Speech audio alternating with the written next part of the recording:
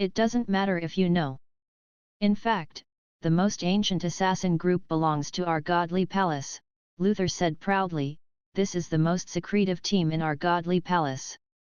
Now that these assassins angered Saint Dulin and Saint Heinz, the lowly ants of the underground council will see what true assassins look like. What assassin pioneer Altair? What eagle of Florence Ezio? Luther said, they are all fledgling juniors before our assassins. I think we'll have a good show to watch. The knight captain said with a laughter. In a small, insignificant inn in Kanglan City, some figures whispered about something as if they were hiding in the shadows. Oh! It's truly a great story. I can feel it even though I only watched a part of it. Watch it while you can.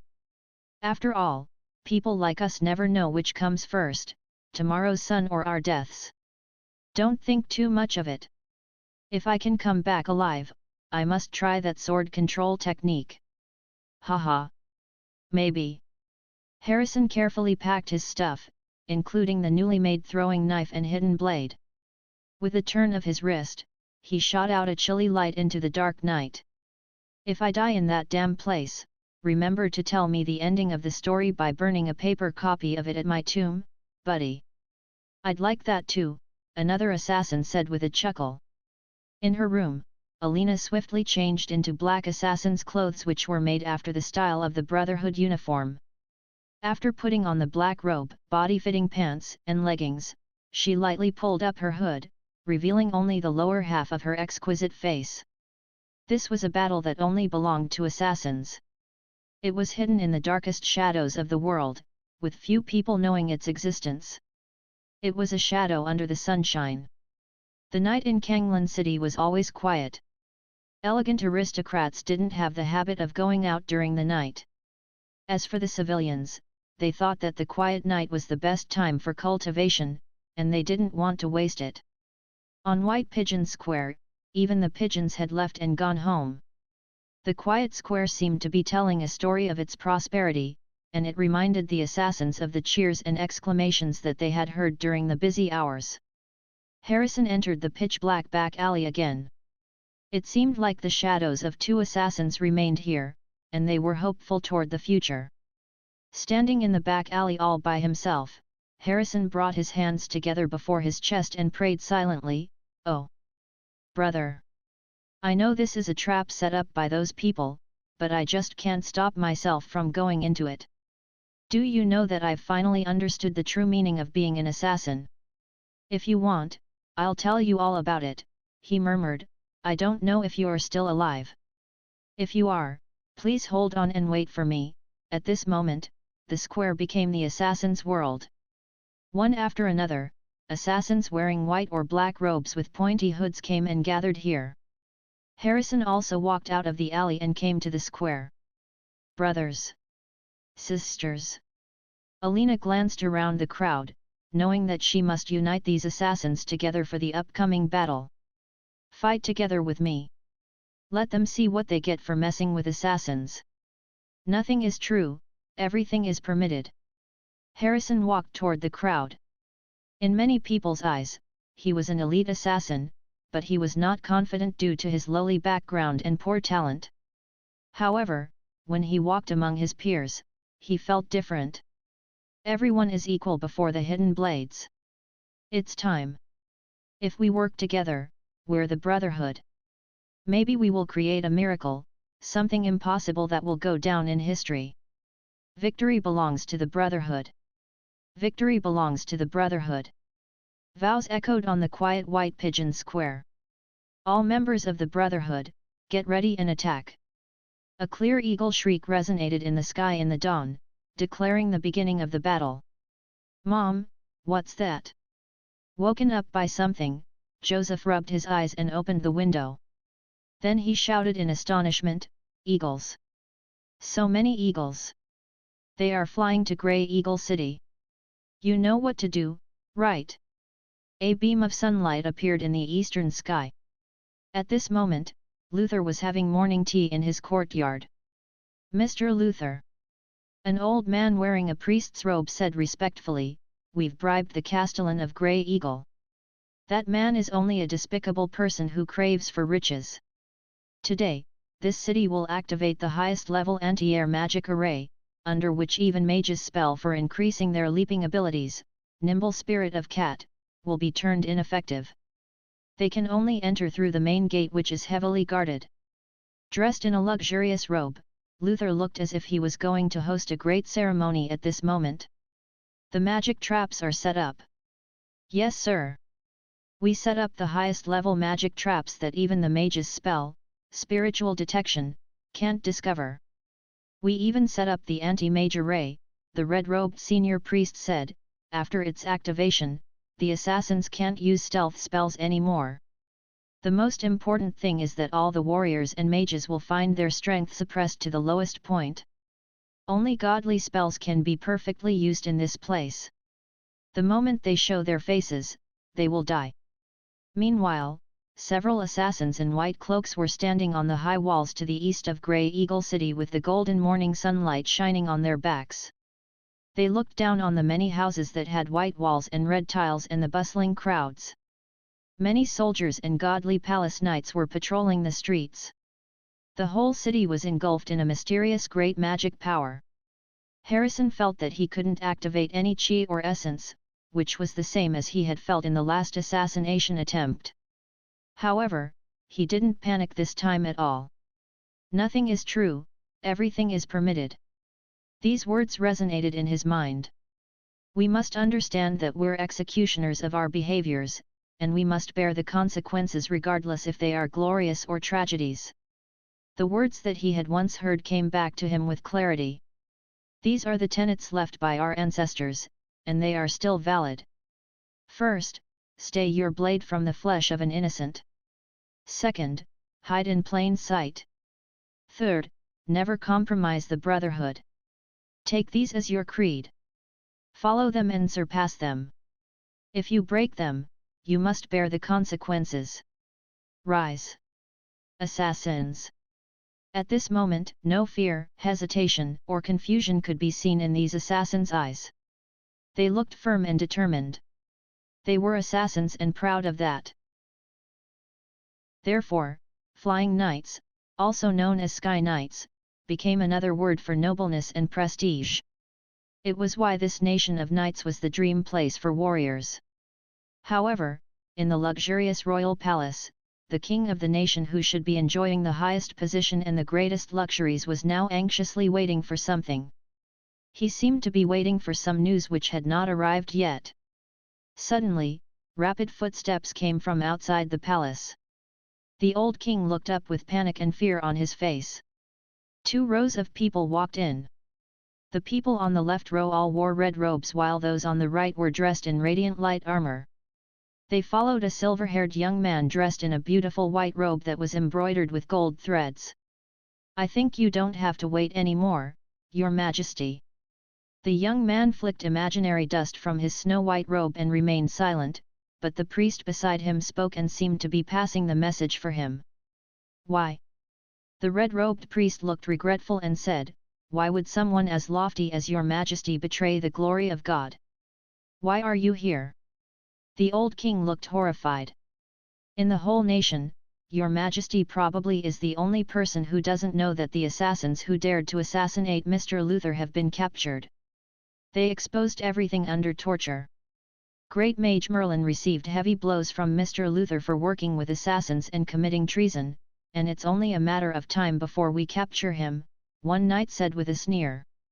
"The mortals should never try to test God's power, it will only lead to your destruction." The silver-haired man finally opened his mouth, he sounded as aloof as a lofty god. At this moment, Mr. Fang was sitting before his computer and writing explanations for different terminologies. Cultivator, Mr. Fang typed the definitions word by word, trying to include all the detailed information that he knew.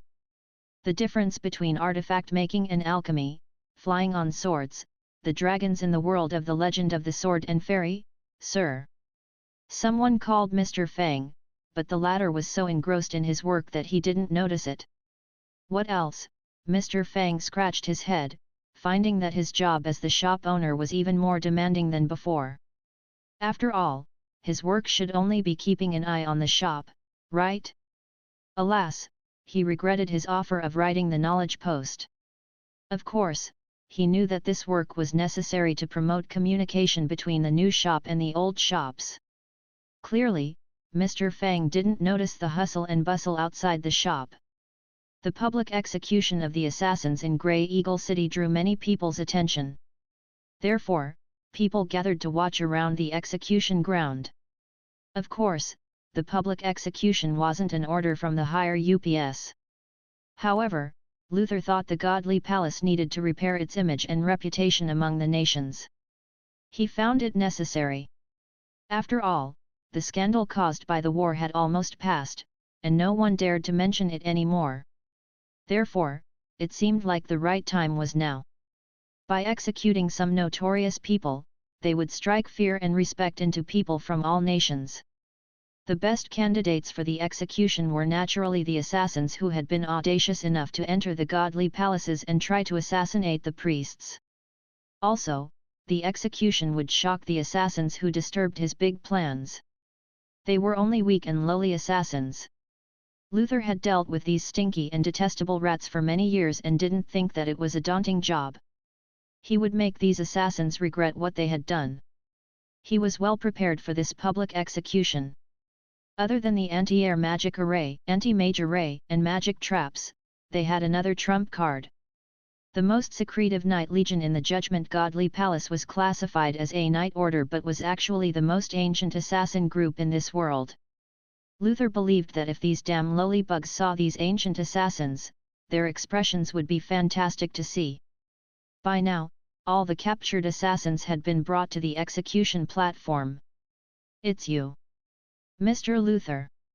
Among the assassins, a middle-aged man covered in wounds looked up and smiled. "You know me?" Luther said arrogantly. "Of course.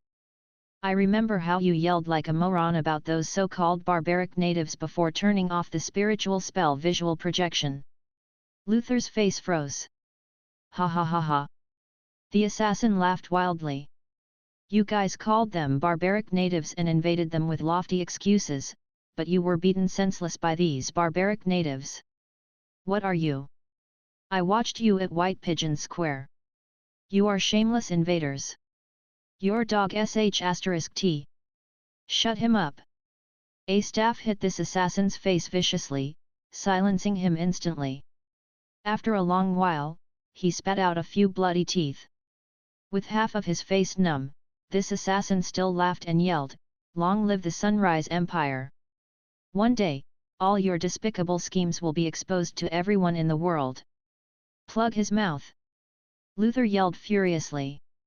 Soon, a filthy rag was stuffed into his mouth with vicious force. Good. Above the execution platform were the seats for the aristocrats of Grey Eagle City. Luther sat in the most prominent seat in the center.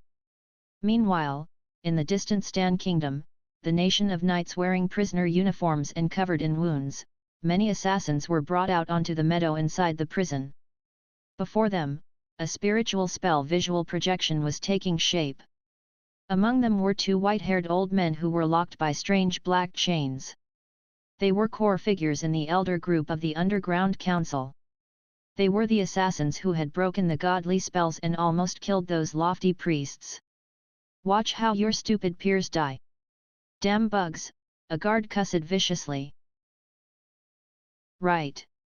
The magic arrays will allow even the ordinary soldiers to kill them with ease," the red-robed senior priest said with confidence. "The moment they enter the city, they will die." At this moment, several people wearing white robes with pointy hoods walked among the bustling crowd. They strolled forward with the crowd calmly. Two godly palace knights who were wearing silver armor walked in from the opposite direction. They were chatting leisurely, not taking this mission seriously. "I think they just don't dare to show their faces after all. Ha ha ha. Right.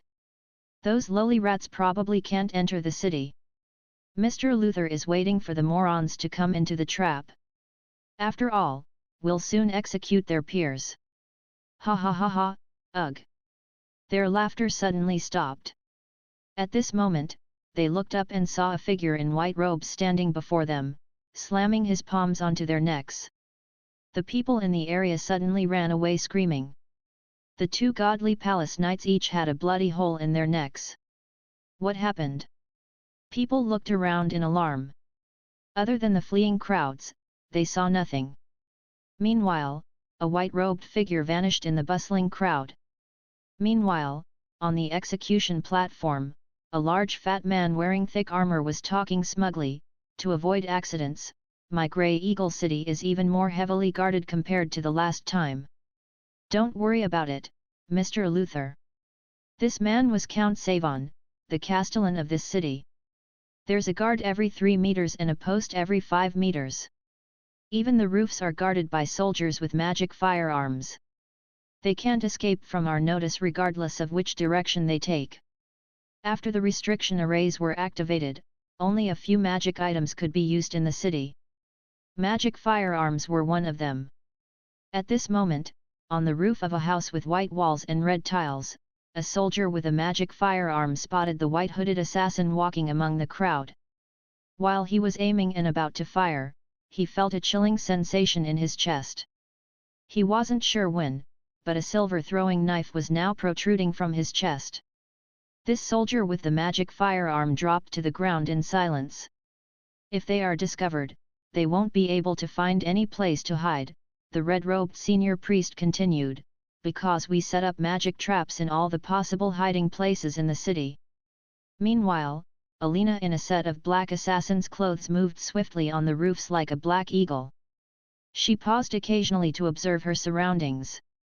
Observing from her perspective, one would see that everything had turned blurry when she paused, while the magic traps were as clear as bright light bulbs. Count Savon seemed to be showing off the military power of the city. Even if a few of them are lucky enough to come close to the execution platform, he glanced around the edge of the platform and said, "Everywhere is heavily guarded by my own guard teams." This was an open, round square surrounded by all kinds of residential houses. There were 4 entrances, and each one of them was guarded by many soldiers wearing heavy armor. At this moment, a white-robed assassin slowly walked toward one entrance with the crowds. Since such scholarly robes didn't exist in this world, the dozens of soldiers guarding the entrance became suspicious. The heavily armored soldiers tightened their grip on the halberds in their hands, and their eyes emitted chilly glints as they looked through the eyeholes of their heavy helmets. When the white-robed assassin entered the execution platform, he was surrounded by heavily armored soldiers.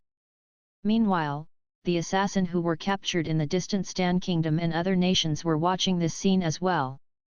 The 2 grey-haired elders of the Underground Council were watching the scene intently. Then, they looked away as if they were afraid to watch it. They seemed to foresee that the assassin would end up dying in a blood puddle. "Damn it! You will all die pathetically," an elder of the Underground Council cussed loudly and struggled to get up, but he was knocked down by a stick. "Be quiet! Old man! I don't know what good luck brought you here." From the spiritual spell visual projection, Count Savon saw the assassin and yelled, "But your good luck will end here." He gestured with vicious force. "Get him!" An eagle feather seemed to float down from the sky, and it landed on the palm of the white-robed assassin. Before the heavy-armored soldiers could react, they stumbled back frantically. Each of them had a bloody hole in their chests. The heavily armored soldiers who had surrounded this assassin dropped to the ground one after another. One of them struggled forward but was pushed onto the ground by the assassin with a slight nudge, losing all senses of life. "What's happening?"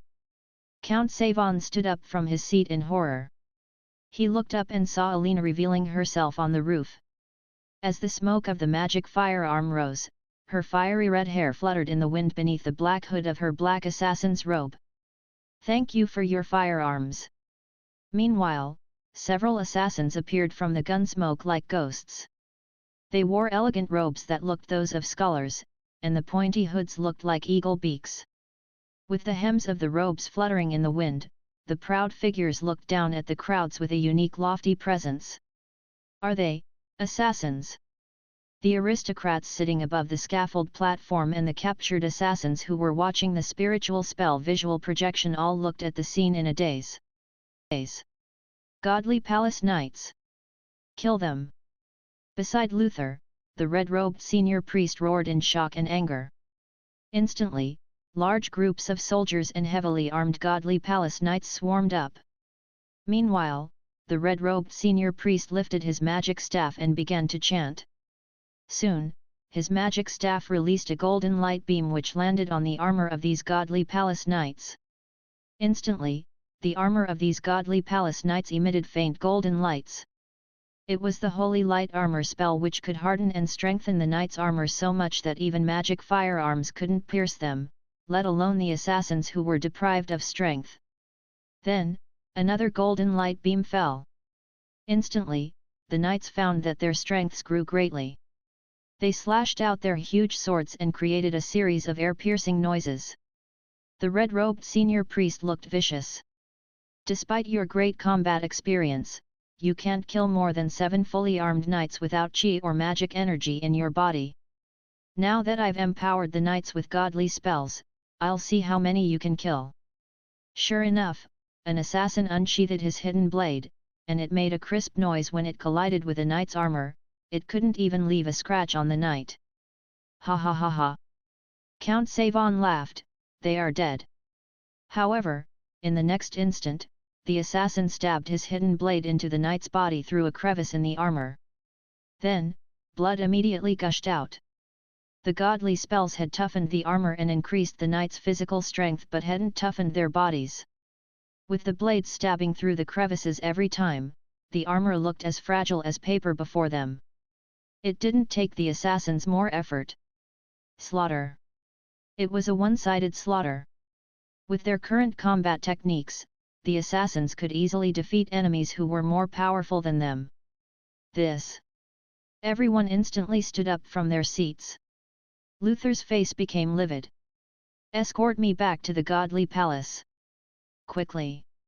On the square in the prison of Stan Nation, the captured assassins who were watching the spiritual spell visual projection while sitting on the meadow were stupefied by the scene, wondering if the people they were seeing were really assassins. Immediately escort Mr. Luther out of here! Count Savon roared, and his face became wicked as the fat on his face distorted. Elites of Grey Eagle City! Kill them all! For the Brotherhood! Harrison roared and charged into the enemies with red eyes. For our glory! Battle until death! Kill them all! In each second, there were soldiers of Grey Eagle City and Godly Palace Knights dropping to the ground. Harrison had dashed to the forefront of his group, and he used counterattacks and strung together combo kills, taking out his enemies with one strike each. The skills that he had practiced endlessly in the virtual reality training sessions replayed in his mind like flashbacks. This combat style seemed to have merged into his blood and bones. His hands, feet, knees, and everything he got his hands on could be turned into deadly weapons. He even felt like he could find his enemy's weakest points with his eyes closed. Harrison picked up the middle-aged assassin who had passed out and said, "Oh, brother! I got you. We're late, but we'll triumph over them. Believe us. Charge!" His hoarse roar signaled the full force attack. At this moment, Luther was hurrying toward the direction of the Godly Palace. "Mr. Luther, do you have a plan?" Count Savon said in horror, Are these assassins devils? How can they kill so many people?" Luther's face was livid. Although he hadn't anticipated this situation, he obviously was prepared and wasn't panicking. "Don't worry. The battle has just begun." Under the protection of Godly Palace Knights, he walked into the Godly Palace. Suddenly, the glass windows of the building shattered as dozens of assassins swarmed into the Godly Palace like a giant flood. Luther, Count Savon, the red-robed senior priest, and about 20 Godly Palace Knights were surrounded in the center. "You can't escape, Mr. Luther." Alina released her hidden blade. After a long while, she finally returned to this place. But this time, she wouldn't flee in despair. Instead, victory belonged to them. Don't be happy so soon. Damn it! Luther said in a cold voice, if that's all you can do, you'll die soon. The moment he said it, Alina felt a chilly sensation shooting up into her head from her heart. Used to the dangers that were hiding everywhere in Assassin's Creed, she had obtained a faint intuitive sense of danger without using qi or spiritual spells. It was this intuitive reflex that made her lower her head without thinking. A silent black light shot past her scalp. If she was 1 second late, her head would have been chopped off. Be careful! Alina exclaimed in alarm. The others were alarmed but couldn't move fast enough. Instantly, several assassins were severely wounded. Alina didn't even have the slightest idea where the sneak attackers were hiding. These new assassins wore simple black cotton robes, looking like a group of ascetics. No one could sense any aura coming off of them, as if they were one with the void. Instead of the huge swords that knights like to use, they used pure black short swords which were designed for the killing technique that they just performed. These techniques were more advanced and ancient than those used by the assassins of the Underground Council. Are they assassins too? On the square in the prison, the two elders of the Underground Council couldn't believe their eyes. They had never thought that the Judgment Godly Palace was the most powerful assassin organization in the world. In the blink of an eye, more than 20 assassins dropped to the ground, losing all combat abilities. Only Alina remained standing in the building, and Harrison was outside helping the captured assassins escape. Alina looked grim. Despite the anti-mage array in the city, these assassins had sneaked up to her without her noticing. Even Luther looked respectful. He bowed and said, "Welcome, Mr. Moody. You asked me to come here to deal with these wastrels? They are so weak." With his hands clasped behind his back, the man in the black robe looked to be the leader of these new assassins, and he glanced at the other assassins with a cold expression. In fact, Luther's targets weren't only the assassins who had escaped in the last failed assassination. His targets included Altair, who was called the Assassin Pioneer, and Ezio, who was called the Eagle of Florence. In other words, his goal was to draw out the person who created the assassin mystical realm and taught the elves assassination skills. Of course, he wouldn't go to that shop himself. Drawing out his targets was the best strategy. The red-robed senior priest said with sudden understanding, "So, Mr. Moody is our real hidden card." Luther said with a laugh, "You guys can't imagine how powerful he is. In my opinion, even the so-called Great Pioneer Altair or Eagle of Florence Ezio can't block one attack from Mr. Moody." Hearing Luther's introduction, everyone was astonished to learn that the Godly Palace had such well-hidden people. "Do you think you need to state the fact?" Moody said mildly. But before he could finish, he suddenly stopped, turning around and revealing a throwing knife had pierced into his back and through his heart. He collapsed to the ground instantly. Luther instantly froze. The red-robed senior priest and Count Savon froze too. Looking at the black-robed man lying on the ground lifelessly, everyone's brain turned blank. The assassins in the Stan Kingdom stopped thinking while they watched this scene. What happened? The audience members looked forward and saw a white-robed assassin directly walking through the gate. The large group of guards standing at the gate didn't see this assassin due to their strong desire to live. "Hurry! Turn it off!"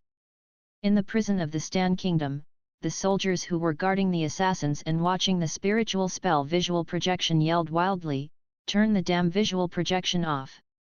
While Mr. Fang was compiling the knowledge post, he suddenly received a task. New task, the Battle of Assassins task content, complete synchronization with Altair or Ezio task target, destroy all the assassins in Grey Eagle City who are not a part of the Brotherhood task reward, activation of the third large-scale online game, connection between all private teleportation array between all shops, host can take one person along while using the array note.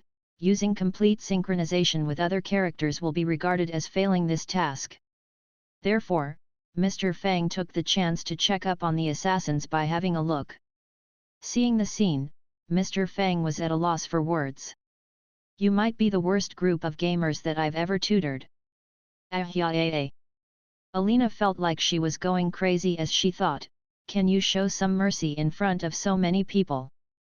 Luther is trying to run. Hurry! Deactivate all the magic arrays. Desperate howls came from the palace. Deactivate the magic arrays, and we might have a chance. Turn off the anti-air magic arrays so that we can escape. Demons! They are demons! Ah! Their defense methods now became their death curse. Meanwhile, in a dark corner under the real grand hall which worshipped the gods inside the judgment godly palace, a pair of eyes suddenly opened.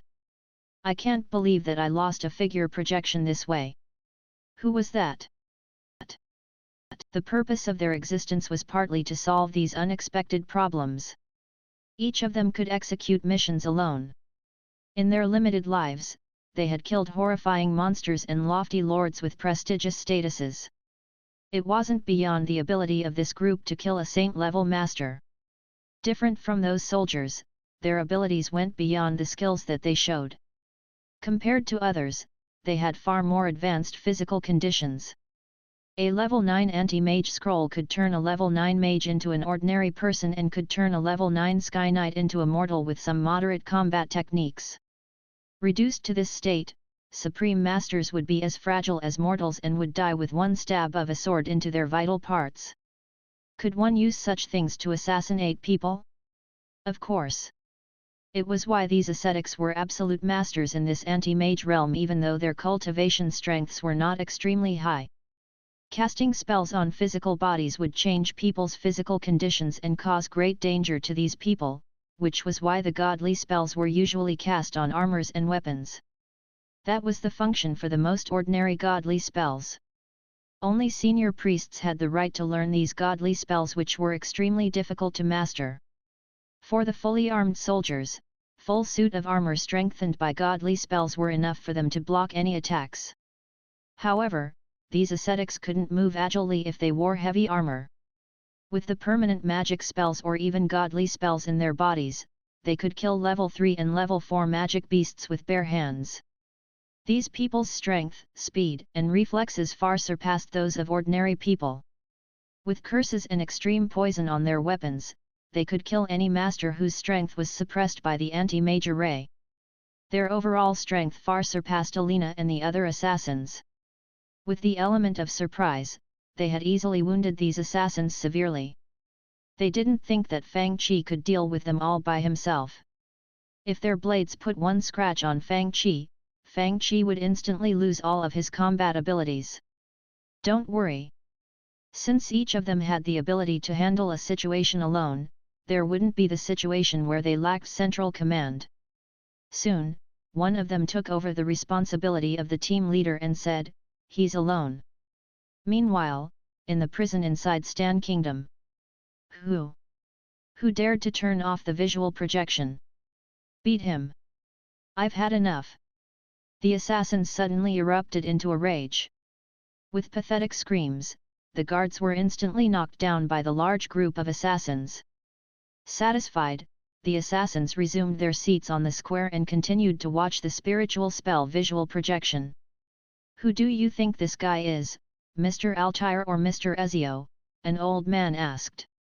I think he should be Mr. Ezio. I heard that assassin Ezio wears a little white cape on his shoulder, another old man whispered. Meanwhile, before Fang Qi, the black-robed ascetics divided into two rows calmly as if they had done this in the past while facing enemies. They knew that the person before them was a powerful opponent, but many powerful opponents had fallen under their blades. The whole palace was full of grim murderous spirit which almost suffocated the audience who were watching this battle. With their strength frozen, this battle would be a fight of combat techniques, combat experience, and brute killing skills. Fast. These black-robed ascetics moved much faster than ordinary people. The audience could only see blurry shadows sweeping toward Fang Qi.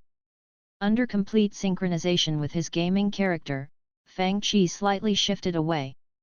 Before the audience could understand what was happening, Fang Qi grabbed the wrist of the first black-robed ascetic who was holding a sword while his short saber pierced a hole in the ascetic's back as if this person's body were only a piece of fragile paper. Then, the second ascetic's short sword reached him. Fang Qi moved his body slightly and slashed open the ascetic's wrist with his short blade at the same time. Blood sprayed everywhere from the ascetic's severed artery. More attacks came one after another. The black sword shadows merged and combined into a deadly net. As people who knew all about killing, their attacks were deadly and almost impossible to dodge. However, Fang Qi seemed to know their attacks before they used them. As if he had eyes on the back of his head, Fang Qi squatted at lightning speed as a sword slashed over his back with a deadly arc. At the same time, Fang Qi used the forward momentum and stabbed his short blade into the foot of the black-robed ascetic who charged toward him. His attacks were graceful and smooth with a special rhythm, making it feel like no one could interrupt. The attacks happened at lightning speed, too fast for the audience to clearly see. The leader's face turned cold, knowing that it would be too late if he didn't move now. However, at this moment, Fang Qi leaped up high like a snow-white eagle, hacking down his short blade with vicious force. Clank! With crisp metal colliding noises, the new leader blocked this heavy strike and punched his left fist toward Fang Qi with vicious force. Fang Qi blocked the fist with his palm smoothly with momentum. Before his opponent could react, his hidden blade shot forward and pierced the ascetic's palm. Then, he pushed his hand forward, and the hidden blade went through his opponent's chest. How is this possible? The ascetic dropped to the ground with dazed eyes filled with disbelief. The Judgment Godly Palace had spent an exorbitant amount of money on these assassins each year, making their physical strength, combat experience, and combat skills far surpassing those of ordinary people. However, they were just killed by this man with at most 2 attacks. The money that the Judgment Godly Palace spent on them all these years had been for nothing. Meanwhile, Mr. Fang also looked at this ascetic in shock. He thought to himself, with the perfect T-virus created by the system, I can kill one magic beast with one punch. I even synchronized with Ezio at the peak of his life and know all his skills, but I still can't kill this guy with one strike. I had to use 2 attacks to kill him. Honestly, if they met these black-robed ascetics, they would have been pierced instantly. In their mind, assassins should hide in the darkness and launch deadly attacks at the very moment that they made their appearance. But now, looking at the corpses on the ground inside and outside of the Godly Palace, they wondered how this assassin could be so powerful. In their mind, assassins should kill targets with one strike from the darkness. In fact, most of them were born with poor family backgrounds and poor talent, and they had inferior combat techniques. This was their only way to defeat an opponent. Becoming assassins was the last choice that these people had. After all, they could do nothing but sneak attack and assassinate others. Thus, they were looked down on by people everywhere they went. But now, they felt like they were falling in love with this brand new profession. Many guards had swarmed in. Then, they saw the assassins who had knocked down the prison. These people didn't riot nor escape. Instead, they just sat on the square and watched the spiritual spell visual projection. What is so enthralling? They looked up at the spiritual spell visual projection in the center of the square. The assassin wearing the white hooded robe stood over the bodies of the black-robed ascetics, and Luther and the senior priest were nowhere to be seen. What happened? How come things had changed so drastically when our heads were turned? At this moment, Mr. Fang finally turned to the assassins, and the latter yelled, "Awesome!" Mr. Fang asked, "Ugh? Where are the others? Where are those priests?" "Oh, they seem to have fled." Alina pointed at the gate and said, "Why didn't you chase them?" Mr. Fang gaped at Alina and the other assassins.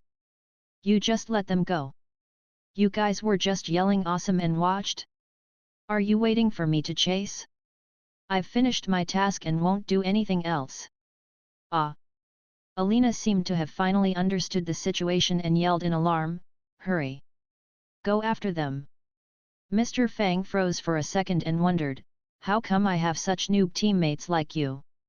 Alina was sulky, thinking, we were too engrossed in watching the battle. It's not my fault. Hurry! Go after them! Alina yelled immediately. Wait! Wait! The severely wounded assassins of the Brotherhood struggled up and said, first, Alina looked at Mr. Fang and then at the assassins on the ground. Help your teammates before chasing the enemies. Mr. Fang slapped his hand onto his forehead. Do you guys know how to play as a team? Mr. Luther and the others fled. At this moment, the godly palace guards and Stan Nation saw this scene on the spiritual spell visual projection and yelled in alarm, hurry! Report to Mr. Cesar. Big trouble might be coming. How about these assassins? Leave some soldiers here to guard them. Inside Grey Eagle City. Senior Harrison, look at this. A young assassin handed several parchment scrolls to Harrison. These magic parchment scrolls could record and store lots of information for a long time, which was why they were used to store documents and important information. These are, Harrison was startled. They contain the evidence of Count Savon receiving the bribery of treasures from the Judgment Godly Palace. They record how he traded official positions for money and forced people in Grey Eagle City to have one religion. Awesome! Meanwhile, Alina carried the corpse of the red-robed senior priest in one hand and Count Savon in the other hand. Where's Luther? Alina asked fiercely. Escaped, some assassins said. When we arrived, he had left through a teleportation array. On the next day, a huge scandal about the Grey Eagle City of the Morning Light Empire and the Judgment Godly Palace spread all over the world. The highly anticipated public execution of assassins changed into the destruction of the Godly Palace in Grey Eagle City by the assassins. During the process, a red-robed senior priest died, and Ambassador Luther had gone missing. The more astonishing news was that the Judgment Godly Palace had tried to bribe the Castellan to force the citizens to believe their god and turn the whole Grey Eagle City into a small religious nation. Facing endless blame and questions, Saint Dolan lost his usual composure and looked livid. We can't rule out the possibility that these damn assassins are spreading rumors to slander us. I'm sure everyone knows what kind of people they are. Of course, if this rumor turns out to be true in this isolated place, we'll punish the related people severely. Soon, Saint Dolan's words were spread all over the world through the spiritual spell visual projection. Then, Saint Dolan heaved a sigh of relief. Fortunately, these assassins didn't have control of the spiritual spell visual projection in different places. He beckoned at a knight and asked, "Did anyone escape from the Grey Eagle City?" "Yes. Mr. Luther did," the knight reported. "Kill him immediately." Saint Dolan inhaled deeply and then closed his eyes. It was easy to fool ordinary people, but there were certain people who were not so dumb. Someone must take the blame. Otherwise, the Judgment Godly Palace couldn't spread its beliefs to other nations that didn't currently believe in their faith. Having failed to exploit the land of the Elf clan, they couldn't lose their own home base. Meanwhile, the task for the new large-scale online game was activated after Mr. Fang finished everything. New task, Crosshair Masterpiece World of Warcraft Task Target, 1. The reputation of the new shop reaches 100,000 people. 2. Players include people from other races such as elves, orcs, and dwarves. Task privilege, receive the original cinematic trailer, the right to design your own trailer, and the right to host small-scale events. Task reward, upgrade and combine the TV series and movie Cultivation Room and the game Cultivation Room, 10-day access to the new Cultivation Room. Mr. Fang patted his forehead. Suddenly, he felt like this task was very difficult to finish. Reputation meant that people knew what this shop did by just hearing its name. These people didn't have to come into the shop and play games. But 100,000 was still a big number. As for orcs and dwarves, he hadn't seen any of them after he came to Kanglan City. Obviously, these assassins were totally different from the assassins they had captured and prisoned. According to the information that they had received from Grey Eagle City, these assassins could move freely in the anti-air arrays. Things like magic traps, scouts, and guards were ineffective against them. They even killed soldiers who were strengthened by godly spells. How could assassins become so powerful? The other thing, Saint Dolan said, don't set up anti-mage realms again. They could still use anti-air magic arrays and magic traps. After all, there weren't only those assassins who wore white hooded robes, there was also the Underground Council. However, if they set up the anti-mage realm, they wouldn't be able to escape if they encountered the white-robed assassins. Inform Caesar that these assassins will probably go and break free the captured assassins imprisoned in Stan Nation. He must be on guard. Besides, send more forces to him from the Godly Palace. Without a better solution, Dolan had no choice but to add more manpower. Meanwhile, in the new shop of Origins Internet Club, Sir, what's happening with you guys? The sensitive elves such as Sala found that Mr. Fang had a friendlier relationship with Alina, Harrison, and the others. These players were eating instant noodles with Mr. Fang while chatting and laughing. They even treated Mr. Fang to instant noodles. How come I feel like I missed something interesting? Elf girl Sala looked at them in suspicion. How come you guys are sitting here together today? Commander Elvin joined them with some knights that were also holding instant noodles in their hands. Did anything interesting happen today? I say, did you guys hear about the incident in Grey Eagle City? Oblivious to what happened, Commander Elvin ate instant noodles and said, according to the rumors which spread all over the place, they tried to execute the assassins but it ended in a pathetic failure. It's said that the assassins even spread the rumors about the collusion between the Godly Palace and the Count of Grey Eagle City. I wonder if it's true. I have a relative living there. The rumors are probably true. The civilians in Grey Eagle City are saying that the assassins freed the city.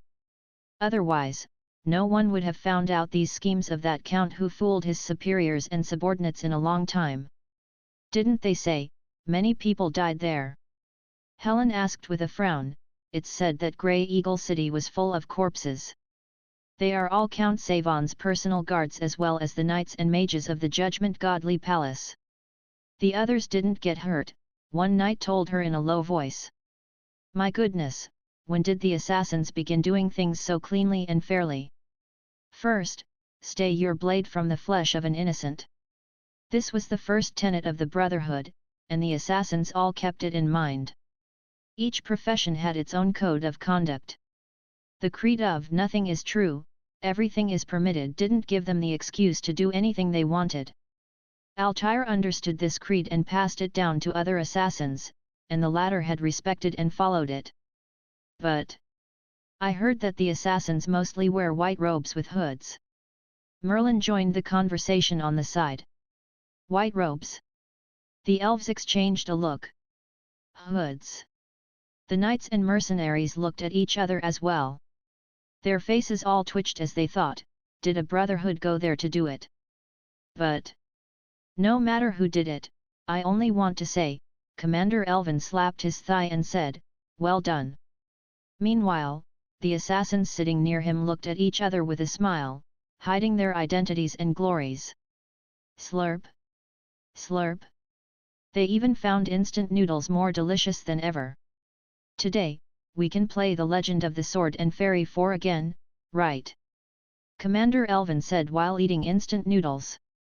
Due to his theory of training in mystical realms, Commander Elvin had decreased the time of training in the real world and set aside more time for training in the mystical realms. Today, they would continue playing this new game. While they played it, they would know more about this strange East continent. Besides, they hadn't seen the sword control technique yet. They had been waiting. Yesterday, the assassins had gone to rescue prisoners in the morning and returned to the shop quite late, so they didn't know what the elves had played. Today, they watched from behind in puzzlement. Who is she? She's so beautiful. They watched the beautiful woman beside Yun Tianhe and exclaimed. This is Lu Mengli, the daughter of Uncle Lu. Obviously, the elves had toured many places and experienced many events with Lu Mengli and Han Lingsha, including the miraculous and strange Nyoluo Rock, the gloomy and deep royal tomb of Huainan, and the sad love story of Qin Ji. The players experienced the different hidden places and events in the world and got familiar with everyone. Everything about the game was moving. I'm telling you guys that this game is super fun. While playing the game, Sala said smugly, yesterday, we experienced a lot of stuff, met many people, and heard many stories. Who? I wonder how the master created this mystical realm. I feel like I've traveled all over the world. We're forming a group to play the game. Helen asked, do you guys want to join me? Can you take me? One knight immediately lifted his hand. No way. Isn't it great to play with Commander Elvin? How can we group with Commander Elvin? At this moment, Murongxiang hadn't shown up yet. The knights all looked sulky since they couldn't play as the two female characters, Han Lingxia and Lu Mengli, and thus couldn't play the game in a group. Hey! We're friends. Can you let me join you? Haha. No. Helen said with a laugh, no position available. Pucci. The assassins who were watching laughed too. Hey! Come here! Mercenary Crete yelled, when Murongxiang joins the team, two male players can play together. Do you want to join me? Oh! Really? Wait for me. Hurry with your game. Hurry. The Legend of the Sword and Fairy 4 was a story about looking for immortals. The characters traveled from Greenbird Peak to Chen State and experienced many things, but their purpose didn't change. Finally, they encountered Huaishuo and Xianji who had followed Murongxiang in Chen State. When in the sky, don't harbor any irrelevant thoughts, or you'll fall. On the screen, Xianji said while laughing. Yay! With a scream, someone yelled, I'm flying. I'm flying while standing on the sword as well, several knights cheered. Although it was Huaishuo who was commanding Yun Tianhe's Wangshu sword with the sword control technique. Is this fun? The assassins watched them play and felt tempted. It's more than fun. Sala yelled, it's thrilling. Ah! So thrilling. The knights yelled in the shop. Too fast. So high. Don't fall. With two people standing on a slim sword, it looked obviously more dangerous than riding on a mount. The audience exclaimed repeatedly. At this moment, players were talking animatedly about the story of the Legend of Sword and Fairy 4 in QQ group chats. Zhang Xiaoyu jumped out with the profile photo of Lu Mengli. Mengli is my favorite. Don't fight with me over her. Pouting face Mr. Fang said, Xiaoyu, do you want to come here and play? Grinning face with smiling eyes soon, he locked his eyes on a lowly and tried to capture her. Scummy boss. Zhang Xiaoyu looked at Mr. Fang who had been absent for a long time. I don't want to talk to you. Ugh. Mr. Fang froze. I support Xiaoyu. The scummy shop owner has been absent for a long time. Dong Qingli joined the accusations. Song Qingfeng added, smirking face. The scummy shop owner who has been quiet in the group finally emerged. Tang Yu said, he must have been peeking at us. He wants to bully Xiaoyu again. Nalan Mingxiu said, Xiaoyu, come and play with big sister. Having been hiding in the group chat lately, Mr. Fang's sudden emergence caused turbulent waves. It seems like we can go to that place now. Demonic woman Ning Bai joined the fun. How is that place anyway? After all, they didn't have a good impression of that place, and they thought that Mr. Fang was battling every day. Right? Zhang Xiaoyu asked curiously, how are things going over there? Sir, do you use Muzu in that place every day? Su Tianji also joined the discussion. Fighting for what? Mr. Fang's face twitched. I live in a peaceful place. We have friendly, elegant, and peace-loving elves, assassins believing in freedom despite their newbie skills, and funny knights who leap down buildings after playing Assassin's Creed, elves. Dong Qingli posted a picture of Pikachu. Do they look like this? Do you use Pokeballs to capture them? TL note, in Chinese, Pokemon is translated as little pet elves in terms of literal translation, so that is why people mentioned elves. We all thought that you've been working hard over there. However, you've been catching elves without us knowing. A large group of people started to protest. Su Tianji quickly added, can you catch one for me? Dong Qingli said, I want one too. Shen Qingqing chimed in, give me one. Mr. Fang's face darkened. You're talking about Pokemon. Not elves. Mr. Fang emphasized, you can't catch elves. He quickly killed this thought in those players' heads before it took root. Do they look like this? Zhang Xiaoyu posted a screenshot of her playing in Dungeon Fighter Online. As a battle mage, she was a cute elf with 2 pointy ears. Ugh! Is this also an elf? Obviously, many players knew nothing but killing monsters and making competitions. They are just humans with pointed ears. I wondered why these people have such long and pointy ears. I never knew that they were not humans. Mr. Fang looked exasperated toward these people. Can you guys be dumber? Didn't you read the plot at all? We kill abyss demons every day, why should we read the plot? Some players who were not fans of stories declared that they were still not familiar with the plot of the game. They only knew that they were adventuring on a continent and exposing behind-the-scenes schemes while they were doing so. Nalan Minxue concluded, Sir, do you mean that there are cute humans with pointy ears over there? Don't they only exist in the game? Su Tianji was baffled too. In the game, she also played as a female mage and had advanced to a witch who was naturally also an elf. Isn't that an imaginary creature that the game created? The others were also baffled. According to Mr. Fang, such creatures really exist in the world. Don't lie to me. I've never heard of such creatures in my whole life. Meanwhile, the elves, knights, and assassins who were watching them play the game from the back also looked baffled, and they became more curious as they played. They keep talking about demons and monsters. Some monsters are plants and animals which can turn into humans after obtaining certain levels of power. How could things work in this way? It seemed like Lu Mengli is also a demon. How could that be? She is a human being. If animals can turn into humans after they obtain strength, then why can't our griffins with high-level strength turn into humans? On this continent, only the legendary magic beasts which had reached the saint level could speak human languages. They only heard about animals turning into humans in mythologies and legends. The magic beasts that could speak human languages were all extremely lofty existences with great bloodline, strength, and backgrounds. No ordinary people could get in touch with them. As for orcs, they were born that way.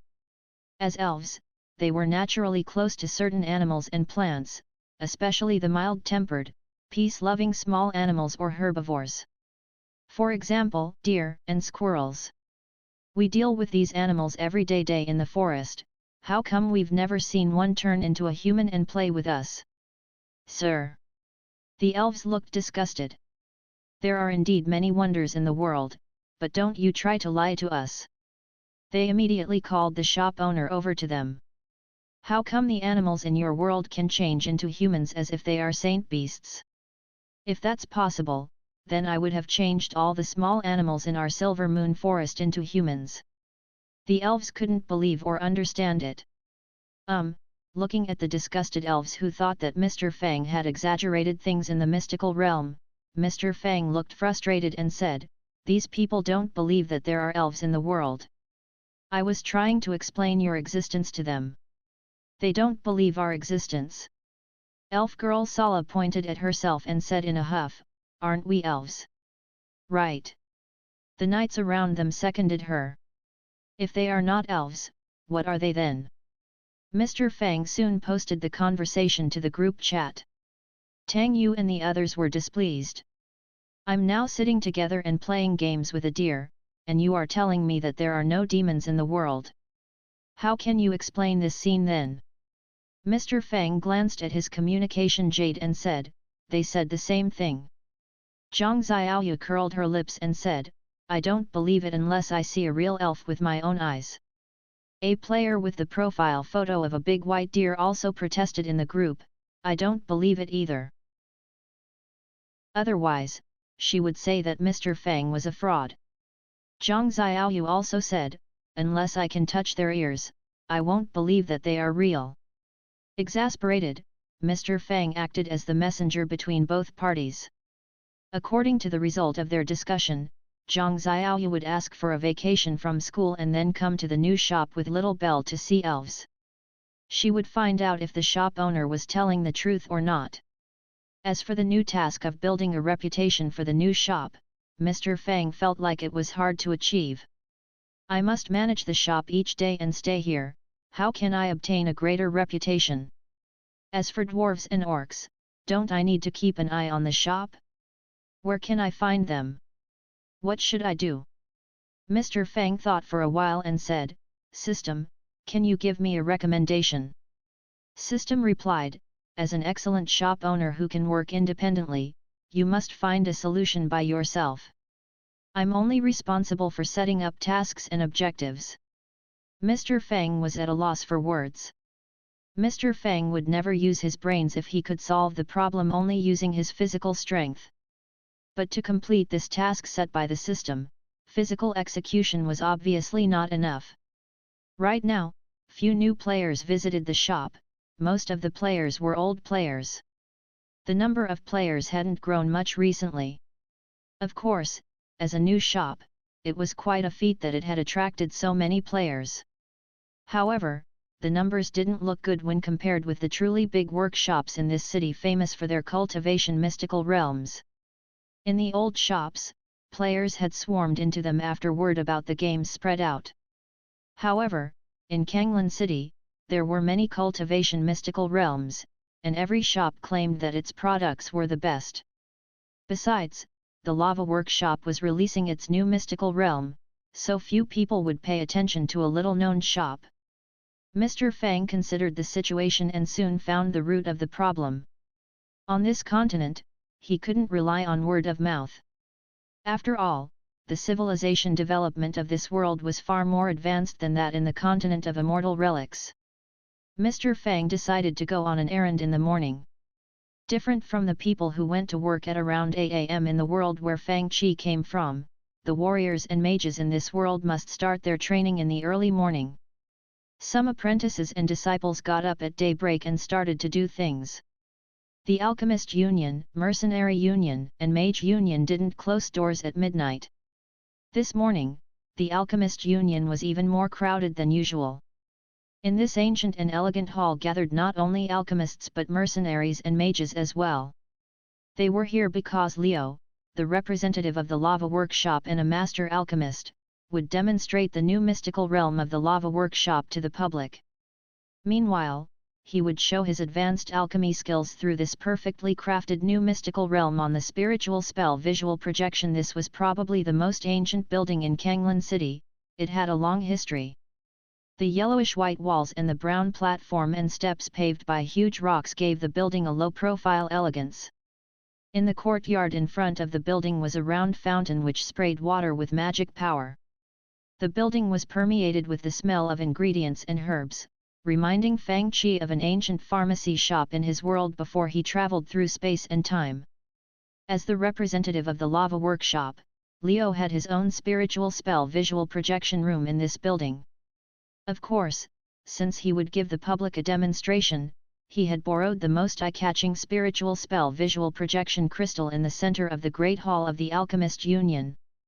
Everyone could see it when they passed the hall. Mr. Leo, I heard that you'll demonstrate the Lava Workshop's comprehensive mystical realm that contains subjects such as alchemy and forging, right? In the spiritual spell visual projection from the crystal in the center of the Alchemist Union, an alchemist wearing a mage's robe and a badge of the Alchemist Union asked the question. Obviously, this man was the representative that the Alchemist Union sent over. Of course.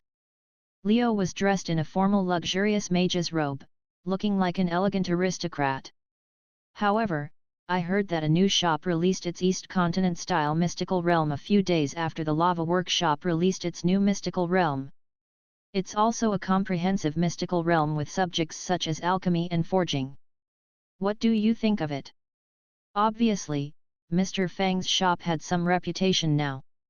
Usually, the small shops would watch out and avoid releasing their mystical realms in the same time period as the big workshops in order to avoid unnecessary clashes and losses. If they still wanted to do it against all odds, it meant that they were super confident in their own products. I only want to say that those people know nothing about the market.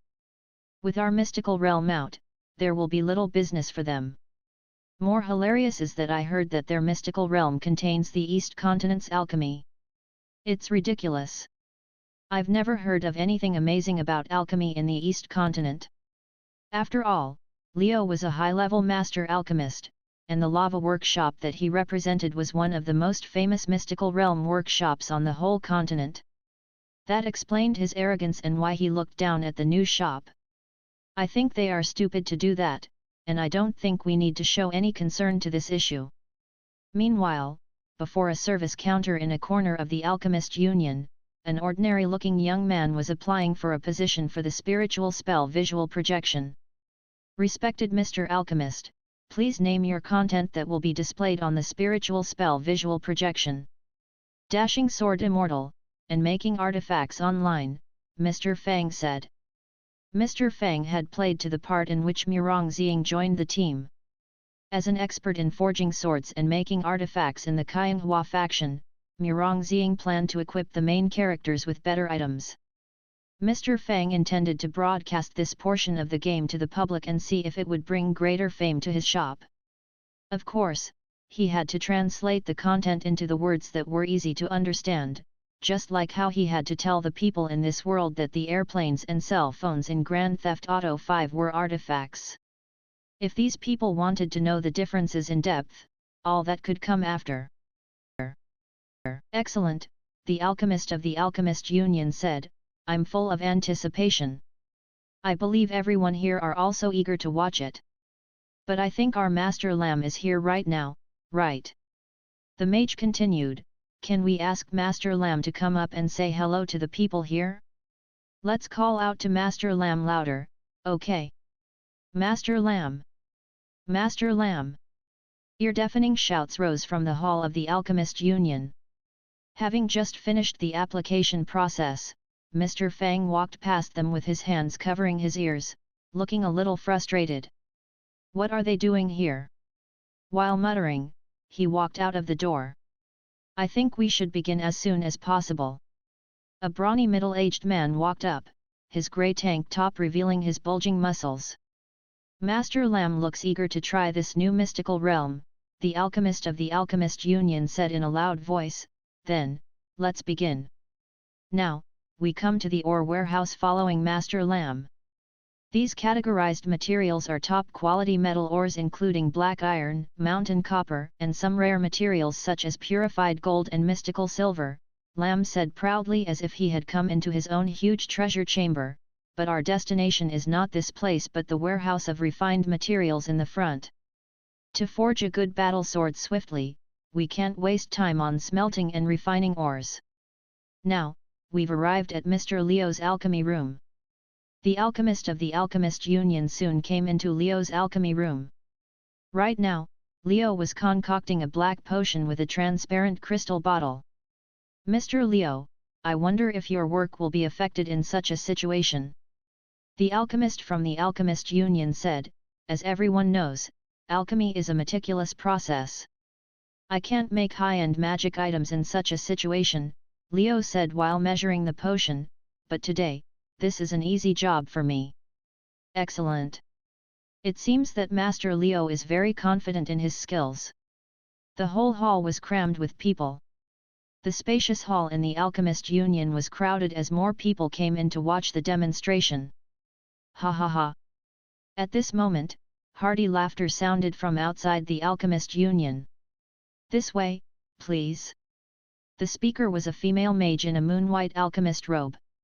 Walking in with her was a white-haired and white-bearded old man in a moon-white mage's robe, and a few short and stocky figures were trailing beside him. Elder Sok came here to watch the demonstration of the lava workshop's new mystical realm. The female mage asked with a smile. She was an intellectual and graceful female mage.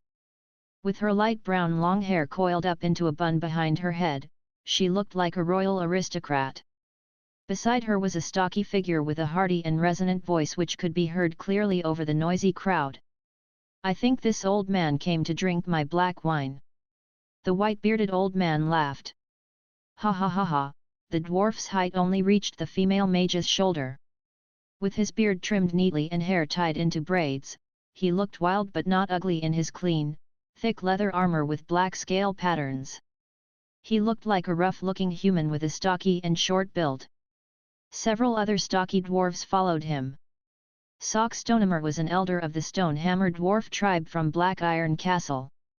Looking at the enthusiastic atmosphere in the big hall, he laughed heartily and said, "Are these people here to watch the new mystical realm?"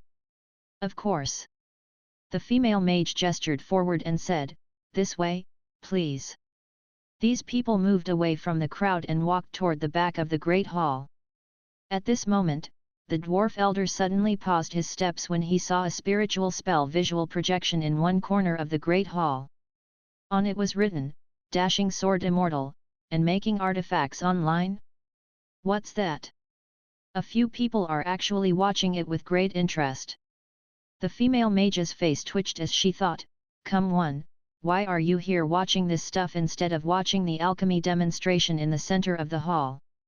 She also noticed that a girl in the grey mage's robe at the counter of the material store was also watching the Dashing Sword Immortal, and making artifact online without blinking. "Do you want to keep your job or not?" Adolf was the vice president of the Royal Alchemy Association of the Morning Light Empire and one of the white-robed elders in the headquarters of the Alchemist Union. His position was much higher than the president of the Alchemist Union of Kanglan City, and this female mage named Daikas was his disciple. "I'll go and see what's happening." With a dark expression, the old man walked over with his disciple. "Ugh," Elder Sok exchanged a look with the other dwarves. A while later, "What's going on?" The dwarves who were forgotten on the side began to wonder. Didn't they say that they would just take a look? At this moment, an old man in a blue mage's robe hurried toward them with a group of alchemists. The dwarves looked over curiously and wondered, "What is taking them so long?" The blue-robed old man looked embarrassed. "I'm sorry for the delay," the old man said immediately, "we'll go call them over." 10 minutes later the dwarves stood on the side and exchanged a look of bafflement. "What is taking them so long, my goodness? Isn't this Elder Sok?" At this moment, some alchemists noticed the situation over here. "I'm surprised that you're here. Where are the people of Alchemist Union?" An alchemist frowned. "They are having less and less manners. Why didn't they send people over to receive you guys?" The dwarves exchanged a look and said, "We came with Mr. Adolf. Adolf has always been our friend." "Oh, I see," those alchemists asked, "then where's Mr. Adolf?" Elder Sok pointed in the direction of Dashing Sword Immortal, and making artifact online. "Should we go over and remind him?" "Oh, they are just leaving our guests here, and it is improper." With that said, these alchemists walked over. 20 minutes later, "What's happening?" Totally forgotten, the dwarves scratched their heads in puzzlement. In the Great Hall of Alchemist Union, while wearing a metal mask to protect him from the smell, Leo was holding a bottle of dark green liquid with gurgling bubbles.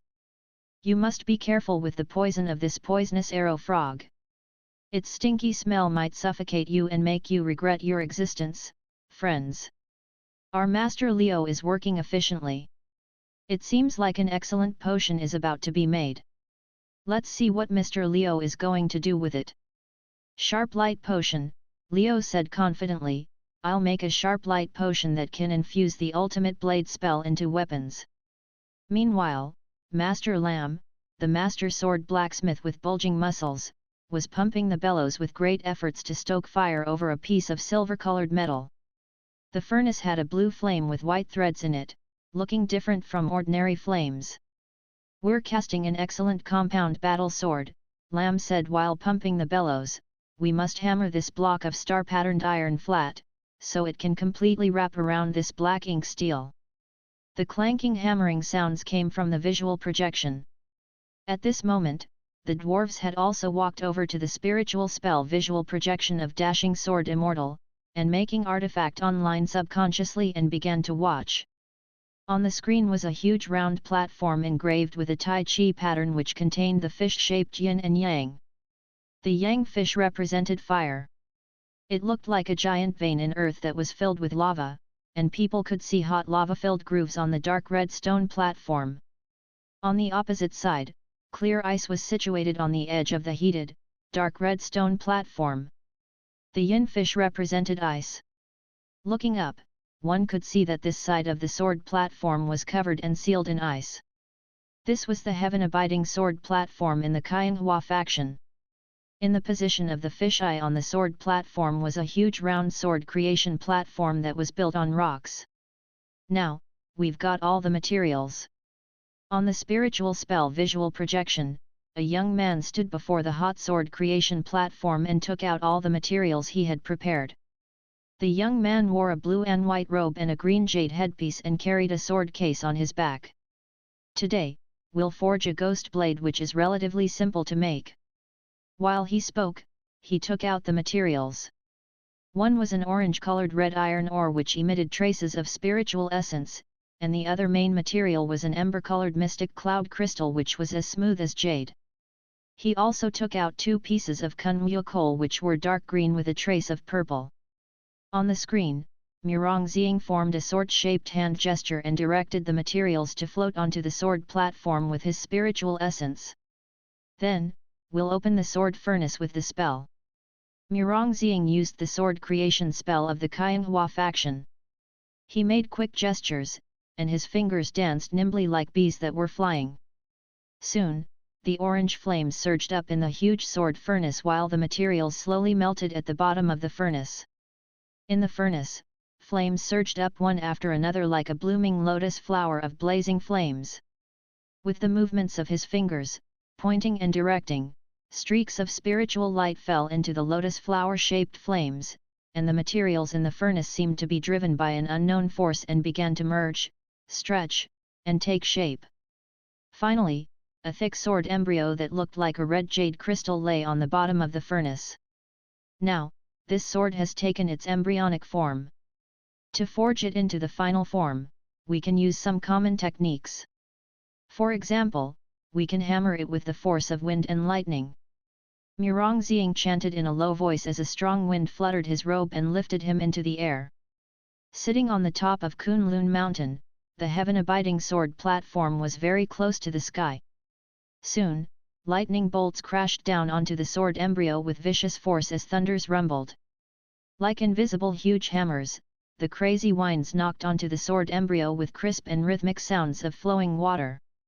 Gradually, the rough and cudgel-shaped sword embryo turned thinner and sharper. At this moment, a large group of people was watching the spiritual spell visual projection. The alchemy in the East continent works this way. How come we never heard of it? It's amazing. Swords can be made like this. I think I've fallen in love with this sword immortal. He's so dashing, a girl screamed. The dwarves exchanged a look and then looked at Master Lam who was waving his hammer. They exclaimed with their hands on their foreheads, "My God!" Meanwhile, Master Lam waved his hammer and struck the red star-patterned iron with sweat all over his body.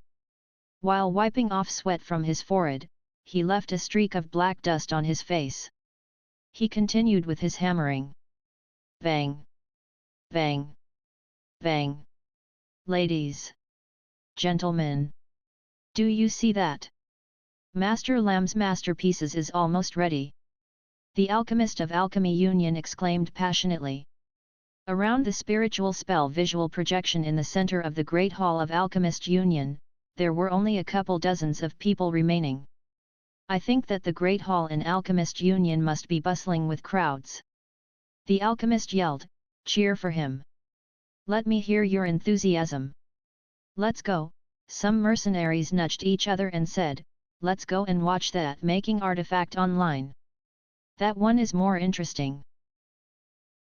At this moment, Murongxiang waved his right hand, and the sword body which was being forged and hammered repeatedly flew from the sword creation platform in the yang fish into the ice pool in the yin fish, drawing an elegant curve in the sky. Even Elder Sewell looked dumbfounded, let alone the young elves. They all screamed. On the screen, Murongxiang finally finished the basic creation of the sword, and pushed up his imaginary glasses. Then, Mr. Fang immediately realized his mistake.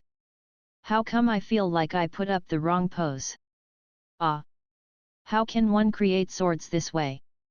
Seeing the sword immortal dressed in blue and white clothes standing in the wind and lightning bolts, the alchemist union erupted in exclamations. Where is the place shown in the spiritual spell visual projection? Do you think this kind of people really exist in the world? A male mage asked. Of course, they exist. The girls glared at him with red eyes. Especially Dika's, she already had intense murderous spirit in her beautiful eyes as she looked over. They must exist. At this moment, Adolf and Elder Sock of the dwarf clan exchanged a look of surprise. What do you think about this young man's sword creation skill?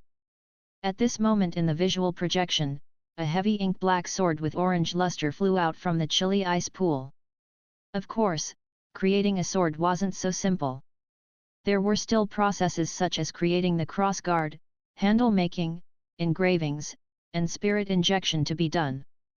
Well, today's live stream ends here. Thank you for watching.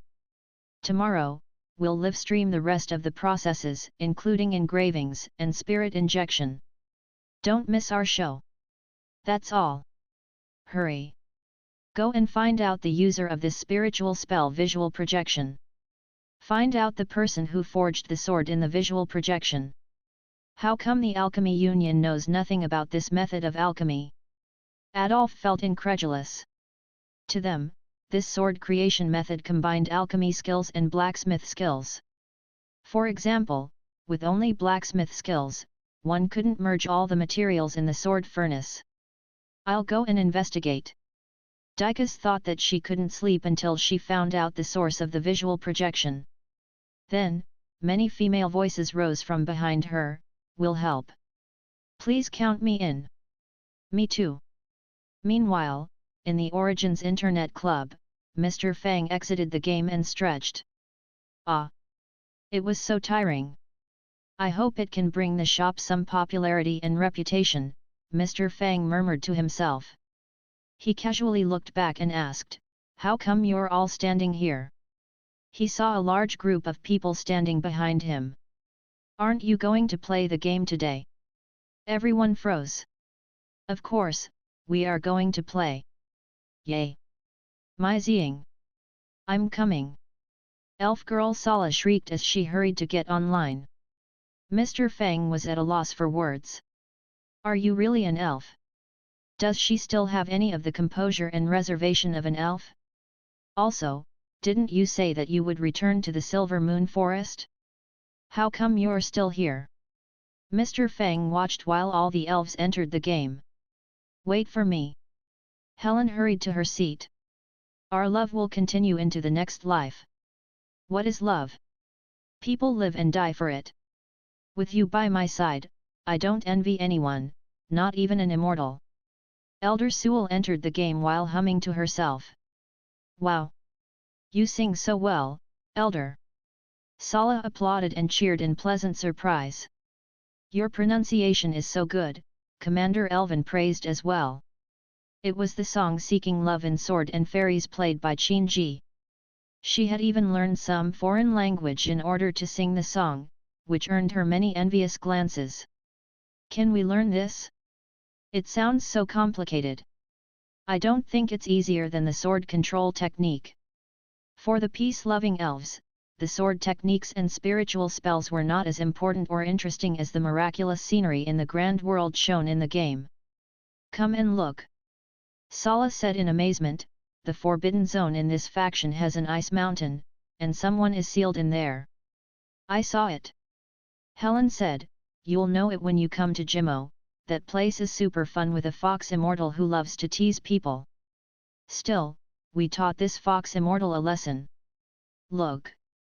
We'll go to this small town to release flower lanterns.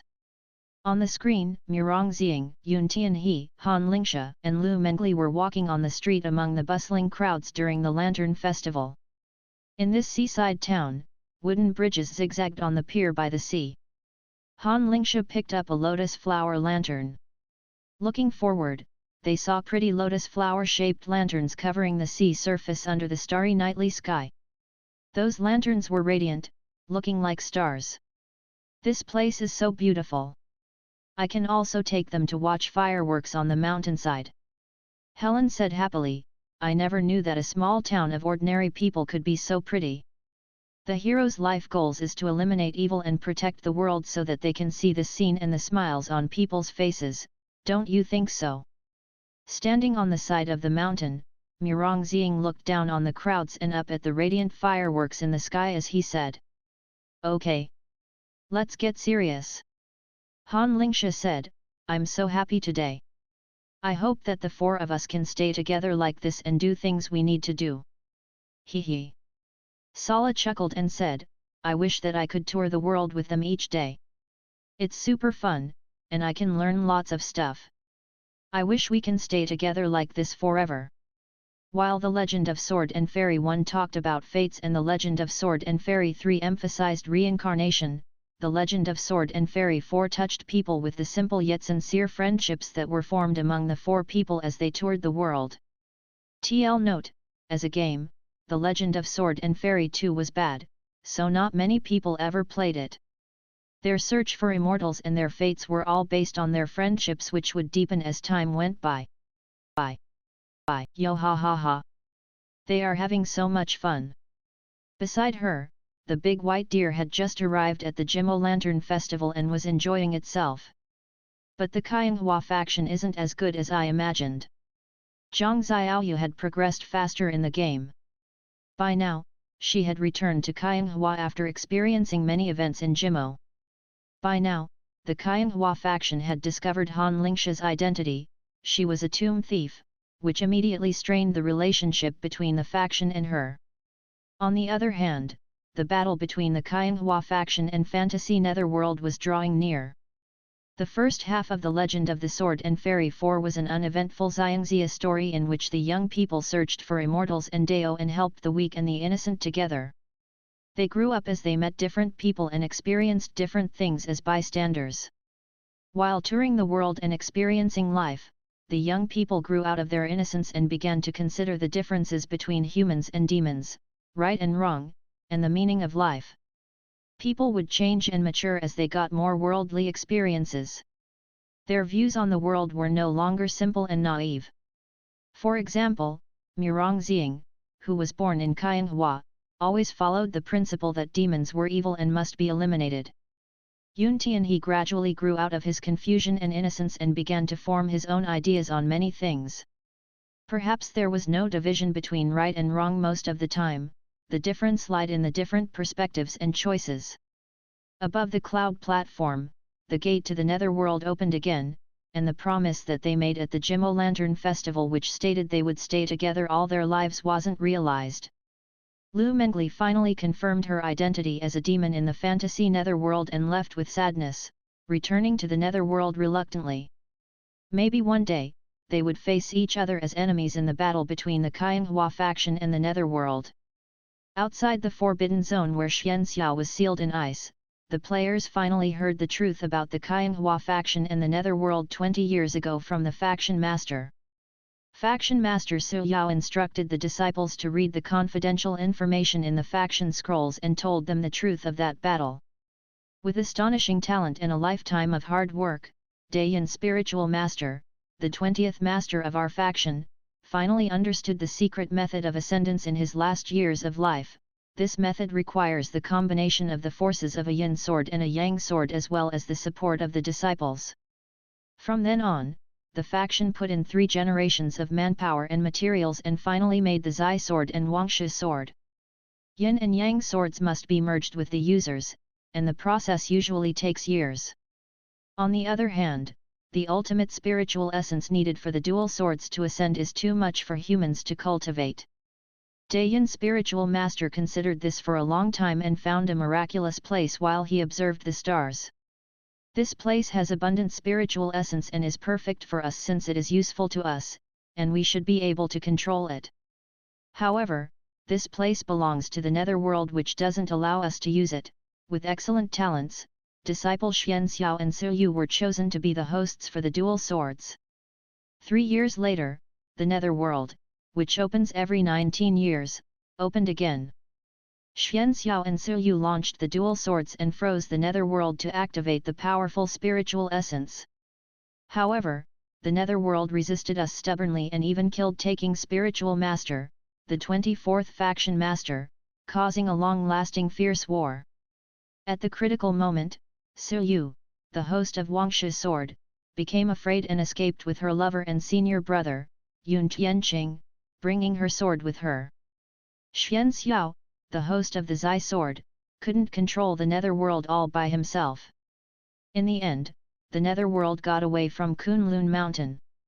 In the battle, more than 100 elite disciples died. This was the battle between humans and demons in the opening cinematics at the beginning of the game. At this moment, the major streamers in the old shops had almost all come to this part. In fact, the first half of the Legend of the Sword and Fairy 4 wasn't difficult, so the players other than the elves who paused to enjoy the views had almost the same progress in the game. Oh, since humans can't travel to the netherworld, if we want to find Mengli, we need to go to the Ghost Realm and find the Shadow Branch which can travel through any barriers.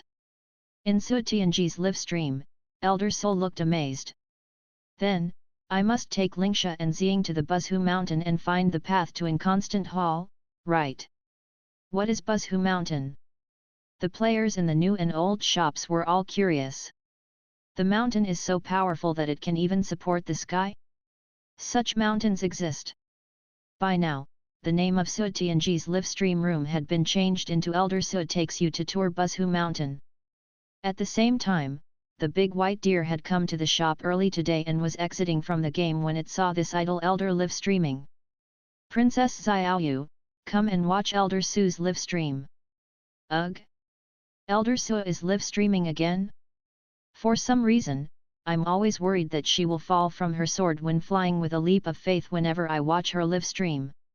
Murmuring to herself, Zhang Xiaoyu moved to watch the live stream. Meanwhile in the half-city shop, the almighty smirk face emoji was also live streaming with the room named the Tour of Buzhu Mountain. It's said that this is the mountain that supported the sky in ancient times. In the half-city shop, a black cloud hovered above a computer desk with a virtual reality headset. There might be many unknown dangers, but do you think I'll be afraid of them? Today, I'll bring you guys to tour this Buzhu Mountain and see what's inside of it. As fans of scenery and nature, the elves hadn't reached this part yet but didn't want to miss the tour.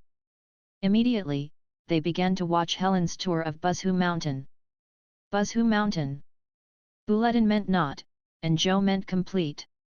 Therefore, Buzhu Mountain meant incomplete mountain. In the world where Fang Qi had lived before he traveled through time, there was a legend that had circulated for countless years. In the story, Gong Gong, the god of water, crashed onto Buzhu Mountain and caused the collapse of the sky pillar, which led to the huge flood all over the world. However, this story was new to everyone in this world. Standing on flying swords, they traveled north from the Qianghua faction and arrived at the land of mythology half an hour later. They stopped their flying swords on a mountain peak and looked forward. The gloomy sky and dark boulders made this place look like a wasteland full of ominous presences. In this desolate land, there were no plants growing in it. Near their landing spot, a dark, evil, and filthy presence swept over to them. Not far from them was a pile of skeletons, and among the bones stood a purple heavy sword that had a weird shape. Red light flashed on the sword, making it look extremely fierce and dangerous. What's this? For players in the new shop, this sword looked strange and dangerous. You, don't come close the demonic sword. I, little Kuei, don't want to hurt more people, a faint voice came from the demon sword. Oh! It's truly little Kuei. The players of the Legend of Sword and Fairy 3 all exclaimed. She sounds like Blue Kuei. Little Kuei. I'm your elder brother Jing Tian. Before exploring Buzhu Mountain, Su Tianji began to play with the demonic sword. She yelled while controlling Yun Tianhe. She was delighted to make this discovery in Buzhu Mountain.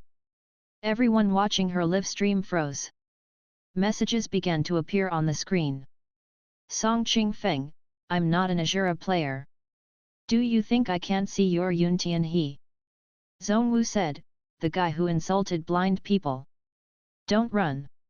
Tang Yu replied, move aside. I'm Ying Tian. Bedlam broke out in the live stream room. Oh. Be quiet, guys. What's happening? Why is the demonic sword in this place? Many players who were watching the live stream looked amazed. In the Legend of the Sword and Fairy 3, Long Kuei had stayed in the demonic sword for almost 1,000 years, and part of which was spent with Murongxiang. They encountered each other in this place. This was the beginning of another story. After subduing the demonic sword, they continued to fly toward the center of Buzhu Mountain stepping on swords. Suddenly, a lightning bolt struck down from the sky. Dark clouds gathered in the sky. In the booming noises of the heavenly thunder, an imposing voice resonated from behind the thick clouds in the high and deep sky, mortals, why did you come to Buzhu Mountain? F***ck. What's this thing? A monster. Messages flooded the screens in Su Tianji and the almighty smirk face emoji's live stream rooms. The players in the game had cold sweat popping out on their foreheads since they felt an invisible pressure even though they couldn't see the source of the voice. They felt as if they were mortals standing before a god or ants standing before a huge elephant. Be careful. There is possible danger. Also doing a live stream, Nalan Hongwu looked grim. At this moment, Yun Tianhe yelled, we're here to find a way to enter the ghost realm. Who are you and where are you? Tianhe is a bit dumb, comments appeared on the screen. What's this? Something is coming out from the clouds, the elves exclaimed in the new shop. The storm clouds gathered in the sky while lightning bolts flashed one after another, turning the whole world white. At this moment, a figure larger than a mountain appeared before them. It had an elk's antlers, a snake's neck, a fish's scales, and eagle's claws. It looked extremely miraculous and dignified. What's this? The elves, knights, and mercenaries in the new shop all exclaimed in alarm. It looked like a legendary godly creature instead of a monster. Maybe, it was indeed a legendary godly creature. Soon, the thick and widespread clouds revealed a huge dragon that looked like winding mountains. Godly dragon! Murongxiang exclaimed.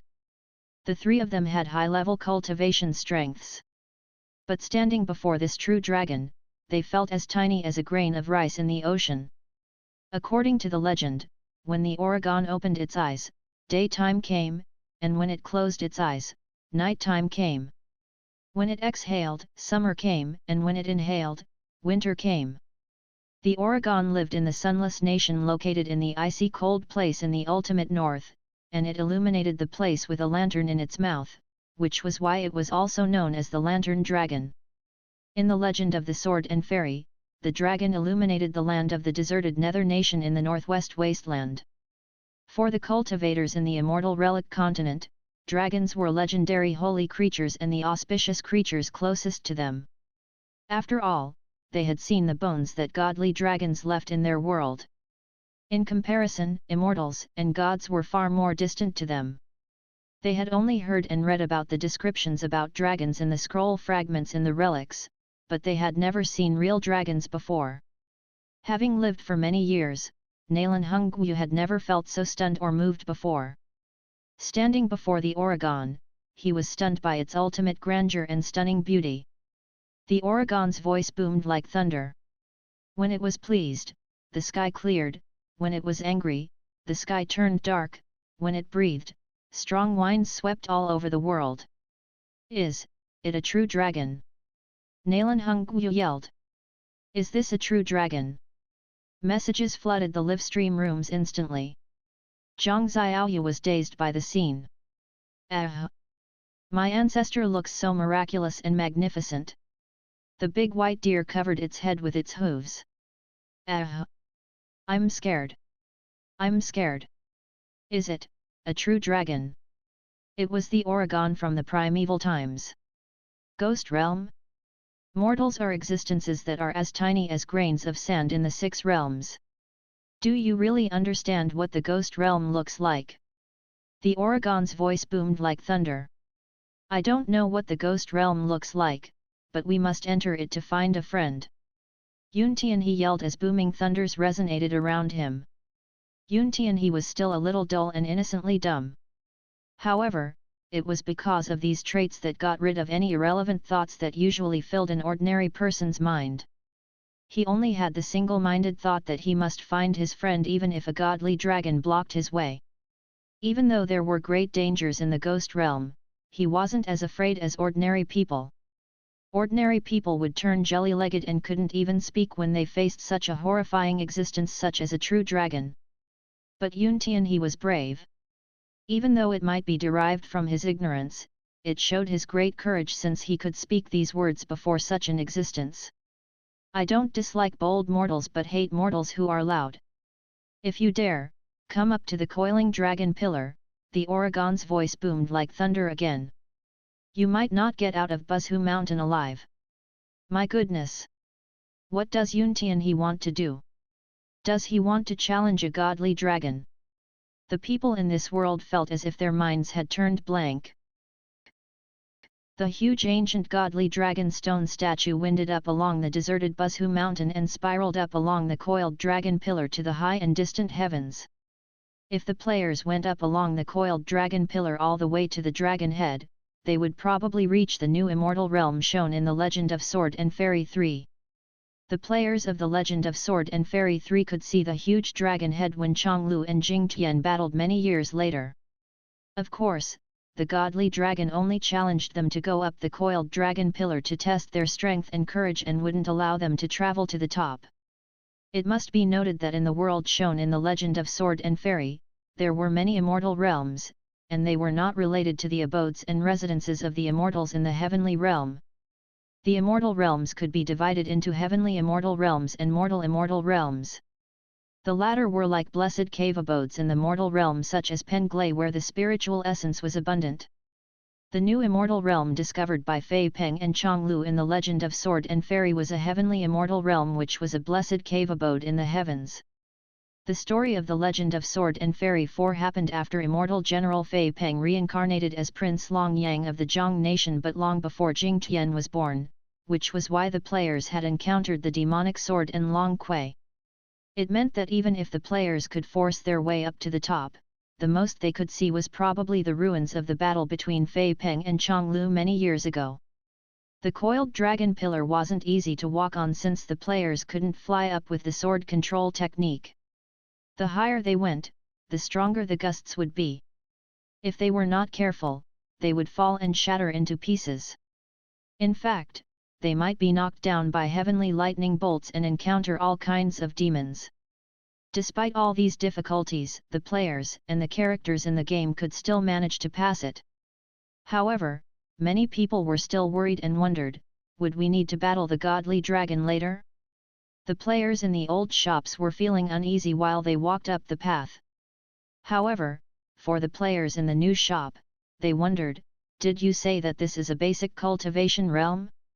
Where is it? I don't see it. How can anyone play this? Even Merlin, a level 9 sky mage, felt like his legs were shaking while he walked up, let alone these knights. Saint level?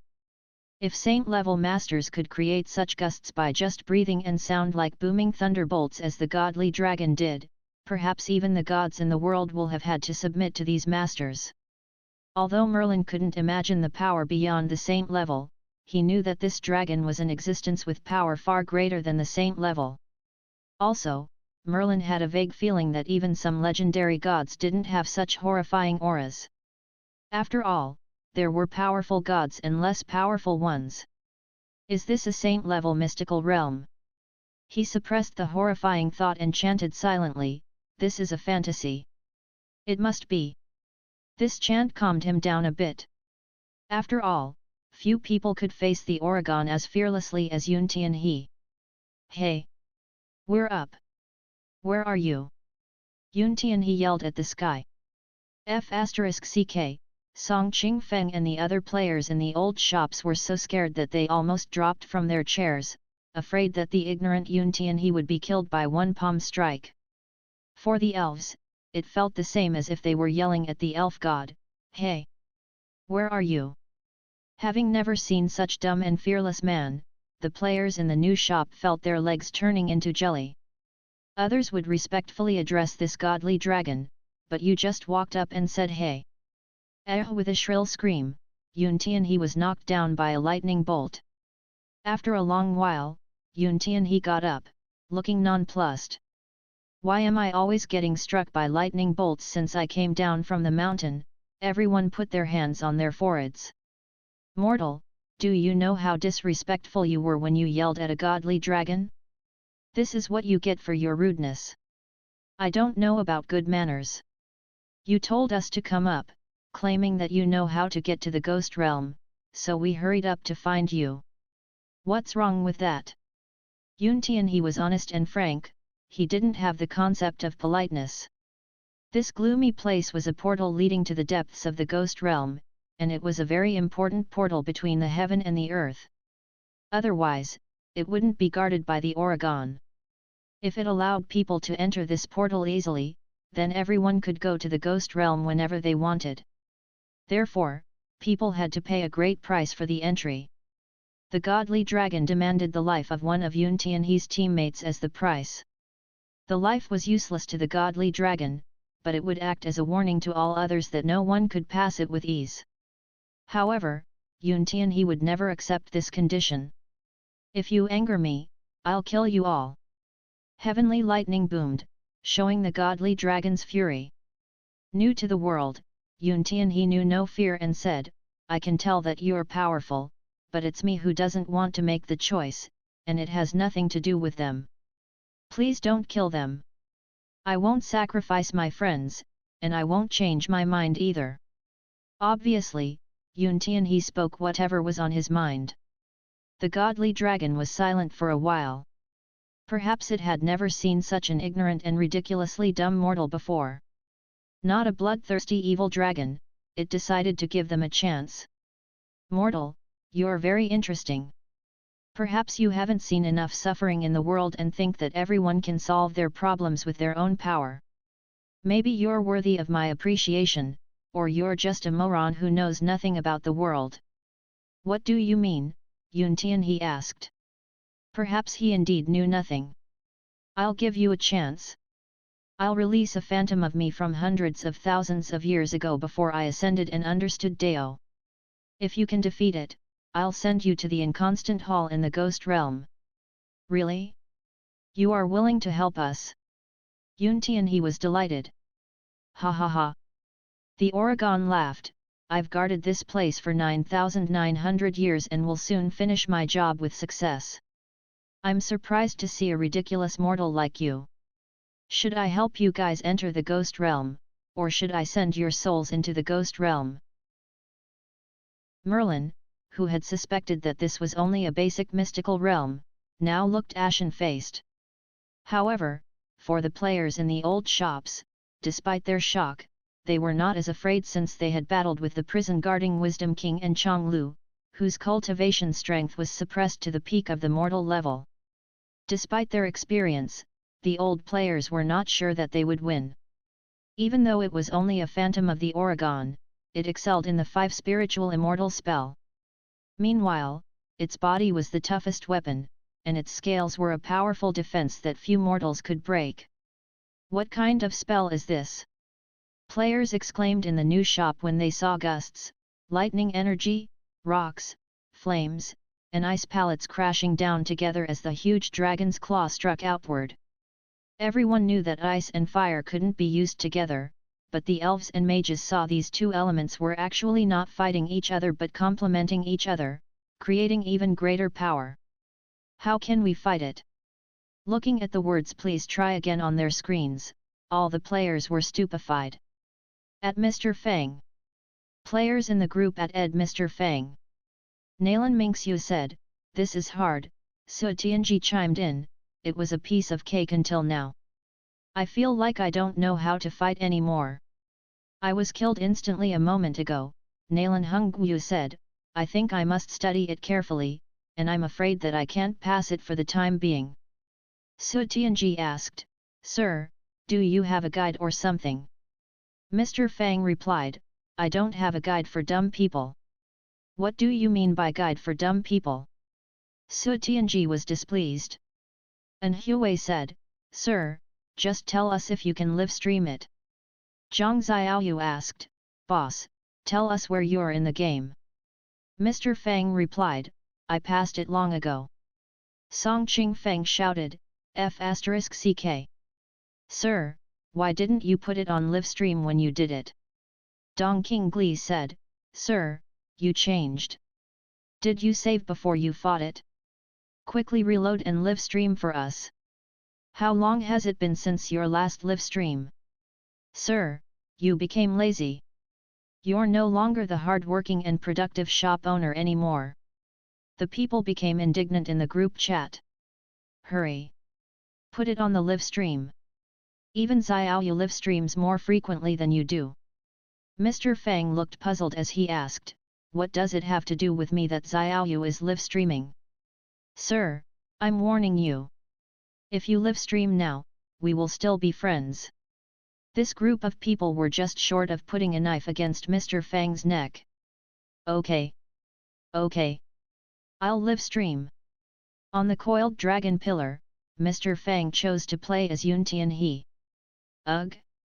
You're playing it too, sir." The elves and some members of the Golden Griffin Knight Legion looked toward him. "This is so difficult, I wonder if the shop owner can pass it. Watch how he plays it." Soon, many people gathered behind Mr. Fang. "The Oregon can use many spiritual spells," Mr. Fang told them, "but you must pay special attention to its 5 spiritual immortal spells. If water, fire, wind, lightning, and earth spells are casted at the same time, anyone who is hit by it will die. You have 2 options to deal with such spells. One is to dodge it with superior footwork and skills, and the other is the shapeless cancellation technique." The shapeless cancellation technique was a high-level spiritual spell which could block and absorb the power of the opponent's spiritual spells and turn it into one's own strength. If cultivators mastered this spiritual spell with proficiency, they would be at the advantage when dealing with some powerful monsters who could use immortal spells. However, the godly dragon also knew how to use this kind of spiritual spells, so it didn't guarantee success. The players shouldn't grow complacent. If the dragon interrupted this spell and slashed its claws at Yuan Tianhe, he would be in big trouble.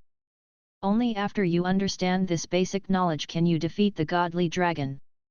In the battle with the Oregon, the players could fly on their swords. In the high sky, a huge dragon flew through the ocean of clouds. In the ear-deafening thunders and dragon roars, Yuan Tianhe, Murong Xiang, and Han Lingsha flew up on their swords. Faced with the godly creature flying through the ocean of clouds, flying up to fight it required great courage. Everyone could feel that Yuan Tianhe was fearless, Murong Xiang just followed nature with the casualness of Dao, and Han Lingsha was overcoming her fear to help her friends at the risk of her life. By joining the battle, they showed their sincere care for their friends, including Lu Mengli. This was destined to be a hard battle. In this battle, on top of your own strengths, you need great adaptability and fast coordination. Thunderbolts crashed down from the sky. The 3 sword beams danced in the sky like shooting stars, and the godly dragon slashed out its sharp claws while creating violent gusts, narrowly missing Fang Qi several times. The 5 elemental spiritual essences transformed into 5 streaks of horrifying forces and merged together. The dancing gusts, flashing lightning bolts, and the mixed ice and fire made the audience feel dizzy just by watching.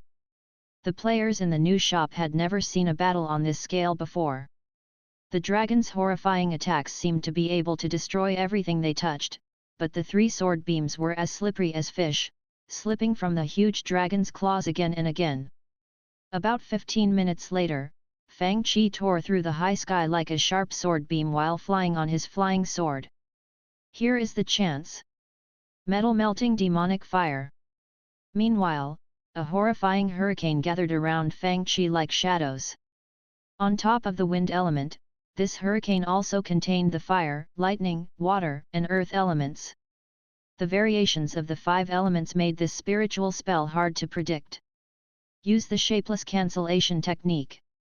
Soon, Murongxiang used a spiritual spell, and the violent 5 spiritual essence surrounding Yuan Tianhe seemed to calm down. Taking this opportunity, Fang Qi shot out with explosive fierce presence, stabbing into the vital part of the godly dragon like a lightning bolt. Good. Mortal, you worked very hard. When the sky cleared, the Oregon revealed its true form again. By now, Yuan Tianhe and his 2 companions were covered in wounds. Who? Mr. Fang exhaled deeply, feeling exhausted. In the end, the godly dragon helped the main characters go into the ghost realm, disguising them for 24 hours so that they wouldn't be discovered by the ghosts. After several turns of events, the main characters finally got to the shadow branch in the ghost realm that could travel through the barrier of the demon realm, which was known as the Netherworld. In the process, they also encountered Yuan Tianqing, who hadn't entered the reincarnation yet. Yuan Tianhe finally got the chance to ask his father why his parents did what they had done in the Qianghua faction and forced Yun Xiao to seal himself in eternal ice.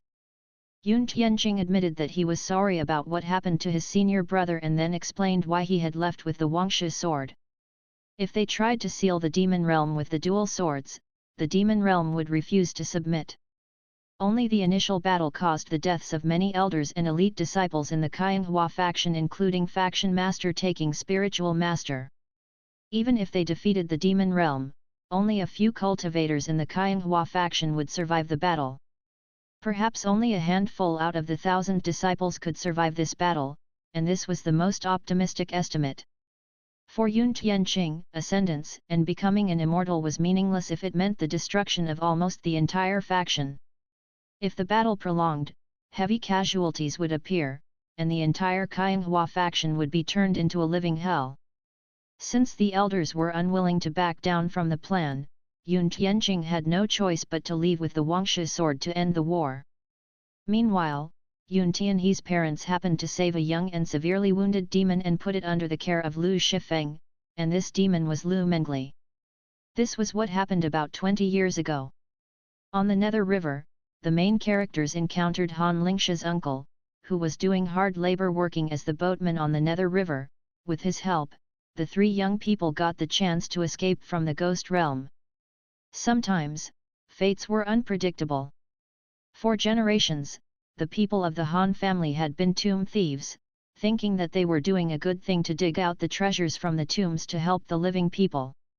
However, due to the disturbances that they caused the dead, the people of the Han family not only got short lifespans of less than 30 years but had to do hard labor to redeem themselves after death.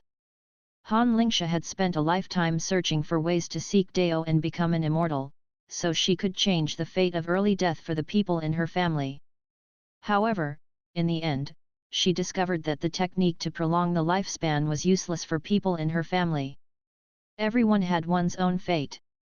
Just as Han Lingsha's uncle, Han Baiquang, had said, everyone had their own destiny, no one could change it. After coming out from the ghost realm with the knowledge that her days were numbered, Han Lingsha, who had reprimanded Yuan Tianhe for his recklessness, made an even bolder decision: steal from the Temple of the Sky. The main characters had made the wish and said, the 4 of us will be together like this all our lives, doing things that we need to do. Mengli might still have a chance to realize this wish, but Han Lingsha couldn't live long enough to see that day. Han Lingsha wanted to get a meaningful item to replace her company with Xiang, Tianhe, and Mengli. After a lot of thinking, she decided on the Houyi sun shooting bow in the Temple of the Sky. TL note: Houyi is a mythological Chinese archer. He was also known as Shen Yi and simply as Yi. He is also typically given the title of Lord Archer. He is sometimes portrayed as a god of archery descended from heaven to aid mankind. Now that Yuan Tianhe had a great sword made by Xiang, he still needed a good bow. No one had imagined that such a grand tomb hovered in the sky. Like a floating city in space, this secret garden in the sky was magnificent and beautiful, ancient and vibrant. Standing in the temple, the main characters looked forward and could see an extremely wide path leading to the heavens. Under the blue sky, they looked down and could see puffy white clouds under their feet. Seeing this scene, the audience members' jaws dropped, feeling like this palace with gold tiles and white walls was more stunning than anything they had seen. Are they going to steal from such a tomb? The players thought that either these characters or themselves had gone crazy. Chapter 667 Ho Yi Sun Shooting Bao, Immortal General Go Mang. The Temple of the Sky was guarded by heavenly soldiers, which meant that regardless of who was buried in the tomb, it was a highest-ranked burial place that few existences in the whole world, both in heaven and on earth, could enjoy. The players in the old shops had been to the outer range of the Ghost Realm in The Legend of Sword and Fairy 3, so this trip to the Inconstant Hall in the Ghost Realm wasn't something too novel for them. But the situation was different this time. In the Yuanyang City shop, Zhongwu, Gu Tingyun, and the others were sitting on the couches in the lounge area. While stuffing a couple of hot strips into his mouth, Zhongwu stared at the screen with widened eyes. This is so grand, whose tomb is this? Gu Tingyu also widened his eyes. The players in the new shop didn't quite understand the situation but were shocked by the name Temple of the Sky, the site of this grand structure, and the big scale of the tomb. Is this a god's tomb? Perhaps it wasn't a tomb, and the entity buried in the tomb wasn't human, but it must be an ancient relic of the highest level. Different from the original version, the system version required the players to sneak in except for the swift fight against the soldiers at the entrance. After all, if they exposed themselves and caused chaos before they got close to the treasure, they wouldn't be able to fight their way out and would be killed even if they had 10 such teams. Obviously, Mr. Fang was quite familiar with the map. By dodging the guards, he soon led his companions to the palace in the southern corner of the Temple of the Sky. The Temple of the Sky was a grand tomb hovering in the sky, and it was so large that people couldn't see the end with one glance. Of course, Yuan Tianhe and the others couldn't tour every corner of this place. On the topic of the Temple of the Sky, Han Lingsha's grandfather had to be mentioned. Coming from a family of tomb thieves, her grandfather had had the chance to enter this place due to great fortune. After he returned, he seemed to have gone crazy and murmured to himself all the time. Still, some members of the family got some clues from his few mentions of this trip. It seemed that Han Lingsha's grandfather only ventured into a small part of the huge tomb, which was like the tip of an iceberg. However, in this small corner, he had seen an unimaginable treasure, the Ho Yi Sun Shooting Bao.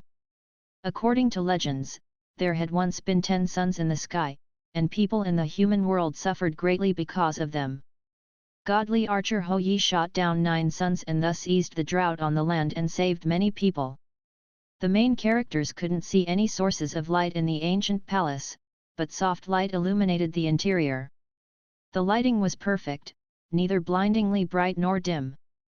Shaped like an upside-down tower, the interior of the southern palace had no guards, but the main characters had to be careful of the restriction arrays and traps while they ventured down.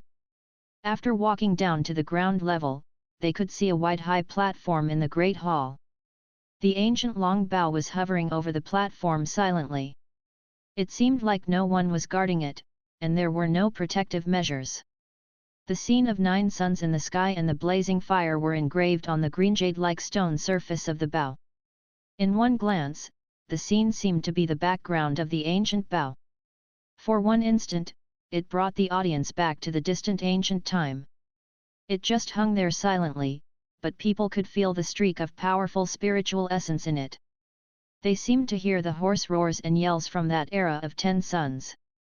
Wow! The elves screamed. Even Elder Sewell covered her mouth, trying to suppress her thrill and shock that were pouring out. For elves, the bow was one of their inheritance weapons since ancient times, and all of them were great archers. Although they didn't know the history of this bow, they could still vaguely sense the grand presence from this ancient and elegant long bow at this moment. She came here to steal this bow and give it to Tianhe. Humans only had a short lifespan of about several dozens of years, but even this short lifespan was a luxury for Han Lingsha. Regardless of how many days are left in my life, I want you to remember me as your good friend. Okay. At this moment, Yun Tianhe and Han Lingsha's feelings toward each other might have gone beyond friendship, but they treated these feelings as a part of their friendship and wanted to remember each other forever. Perhaps it was due to fate, the treasure in the Temple of the Sky happened to be a perfect weapon for Yun Tianhe. Having no good gift for Murongzing, Han Lingsha apologized to him. I don't care about godly weapons, but you must keep your promise and stop doing tomb thefts which will further shorten your life, Murongzing said. I don't approve of what we do today, but I'm your friend, and I will do anything for you guys and bear any consequences for taking this bow. At a young age, these people weren't greedy and didn't scheme for any personal interests, which made their friendship even more pure and precious. In fact, Han Lingsha had given Ziying a 9-dragon silk sword tassel which was a royal item, a perfect gift for him since he had been a royal member of the Yan nation before he joined the Qianghua faction. She had pushed it into his hand to bribe Uncle Master Ziying, and Murongzing hadn't paid much attention to it at that time. Now that he thought about it, he suddenly found this thing quite precious due to their friendship. Murongzing suddenly turned silent. At this moment, all the players watching the scene turned silent as well.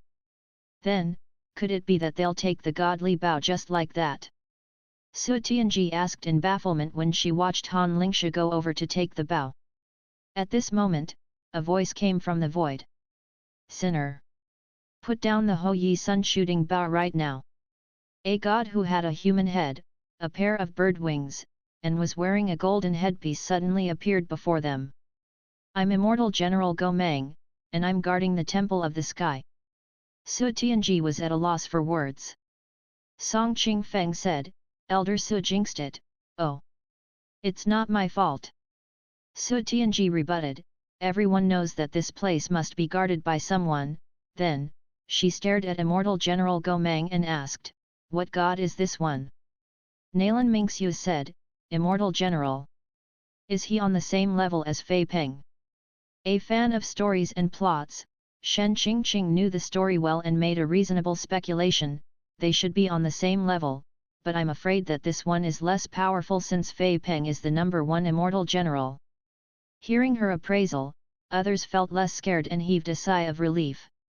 Although he still seemed powerful, he didn't seem that terrifying anymore.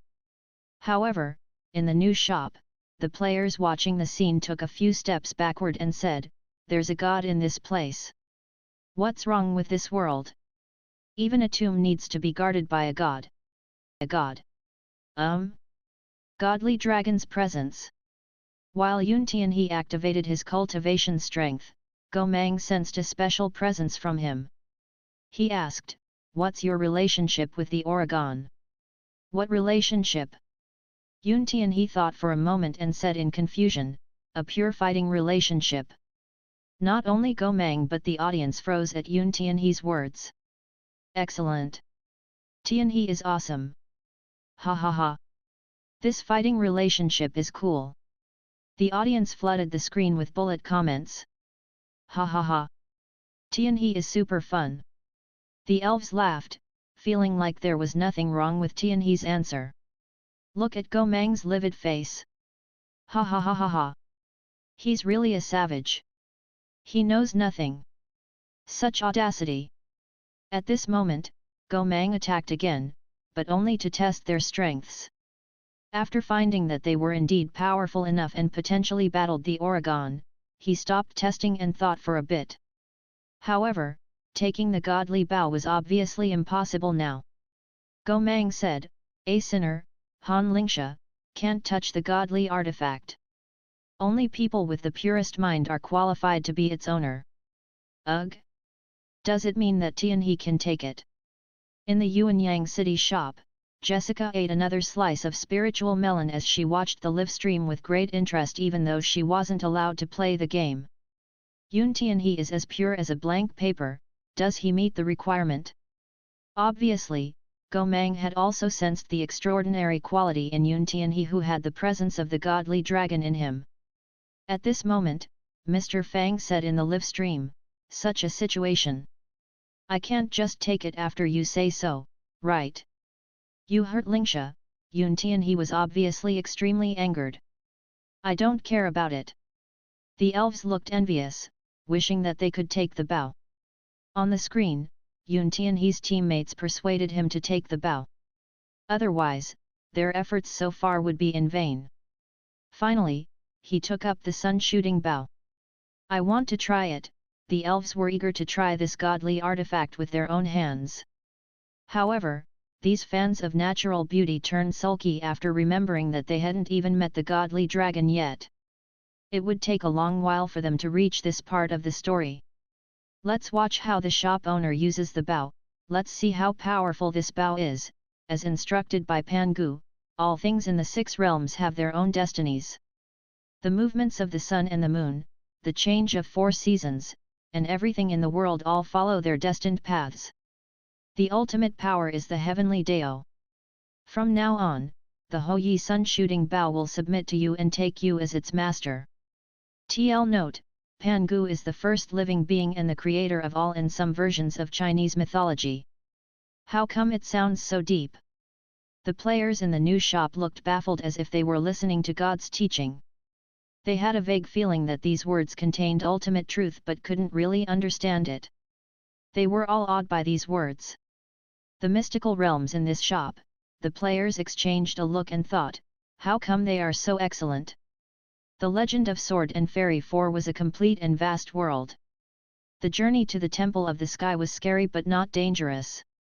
With the godly dragon's presence with them, even immortal General Go Mang went easy on them, respecting the godly dragon. Therefore, compared with the battle with the godly dragon, this battle was much easier. The power of Houyi sun-shooting bow was determined by its owner's strength. In the system version, the players could make it easier by controlling Yuan Tianhe to take the bow directly, but Go Mang would still test their strengths. But this way, the players could pass this stage more easily. When the main characters entered the demon realm again, they saw the past events with more details from the fantasy array. After Faction Master taking Spiritual Master died in the war, the demon realm hovered over all the disciples of the Qianghua faction like a huge shadow, which caused conflicting views among them. However, Lu Mengli's mother, Chan Yu, the lord of the demon realm, wasn't in a better situation. At this moment, Xian Xiao broke out from the ice. With the Zai sword and Wangshu sword in hand, he merged the yang essence of Zai with the chili yin essence of the ice freezing scroll in his body, reaching the peak stage of his strength. Under the powerful force of the 2 swords, the barrier was broken, and many demons were killed. The purple crystals which was used to supply energy for the demon realm were taken away. Stimulated by the prospect of imminent ascendance, the disciples of the Qianghua faction were mad with murderous spirits, even turning against Murong Xing and Yuan Tianhe, their peers in the fraction, as the latter tried to dissuade them. It proved that certain things could indeed turn people into maniacs. Demon General Guixia was killed at the entrance of the demon realm. The battle was happening between Chan Yu, the fatigued lord of the demon realm, and Xian Xiao, who was in the prime of his life. Everyone shivered silently as they watched the extremely powerful Xian Xiao who emitted blazing murderous spirit. The viewers weren't even this scared when they saw immortal General Go Mang. Emitting blazing flames and chilly icy mist alternatively, Xian Xiao's murderous spirit almost suffocated the audience even through the screen. At a loss for what to do in this situation that was extremely one-sided, Yuan Tianhe and his friends watched many demons getting slaughtered while they tried to protect Lu Mengli and a few others. Godly artifacts chose their owners. The Houyi sun-shooting bow chose its owner, and so did the Wangshu sword. Perhaps due to the workings of destiny, Han Lingsha was the new host of the Wangshu sword. Born at a yin hour and a yin moment with a life of contradictory elements, only her appearance could wake up the Wangshu sword. Yuan Tianhe had used this sword for years and didn't see anything special in it. But after Han Lingsha appeared, he hacked open his parents' tomb with the sword at the Rock Creek cave. However, due to the aggressive power contained in the Wangshu sword, its activation would damage the vital soul of the host who wasn't a cultivator. When the dual swords were used to trap the demon realm, it would cause even greater damage. Yuan Tianhe had given the Wangshu sword to Xianxiao due to his guilt for the things that his father had done and helped Xianxiao break out from the ice. At that time, he didn't know what Xianxiao would do with the sword. When Yuan Tianhe found out, it was too late. Tianhe, it's been a while since I last saw you. Big brother missed you. Despite his selfish intention for using Tianhe, Xianxiao was still grateful to Tianhe who had helped him when he was most in need. He and Tianhe had even become sworn brothers.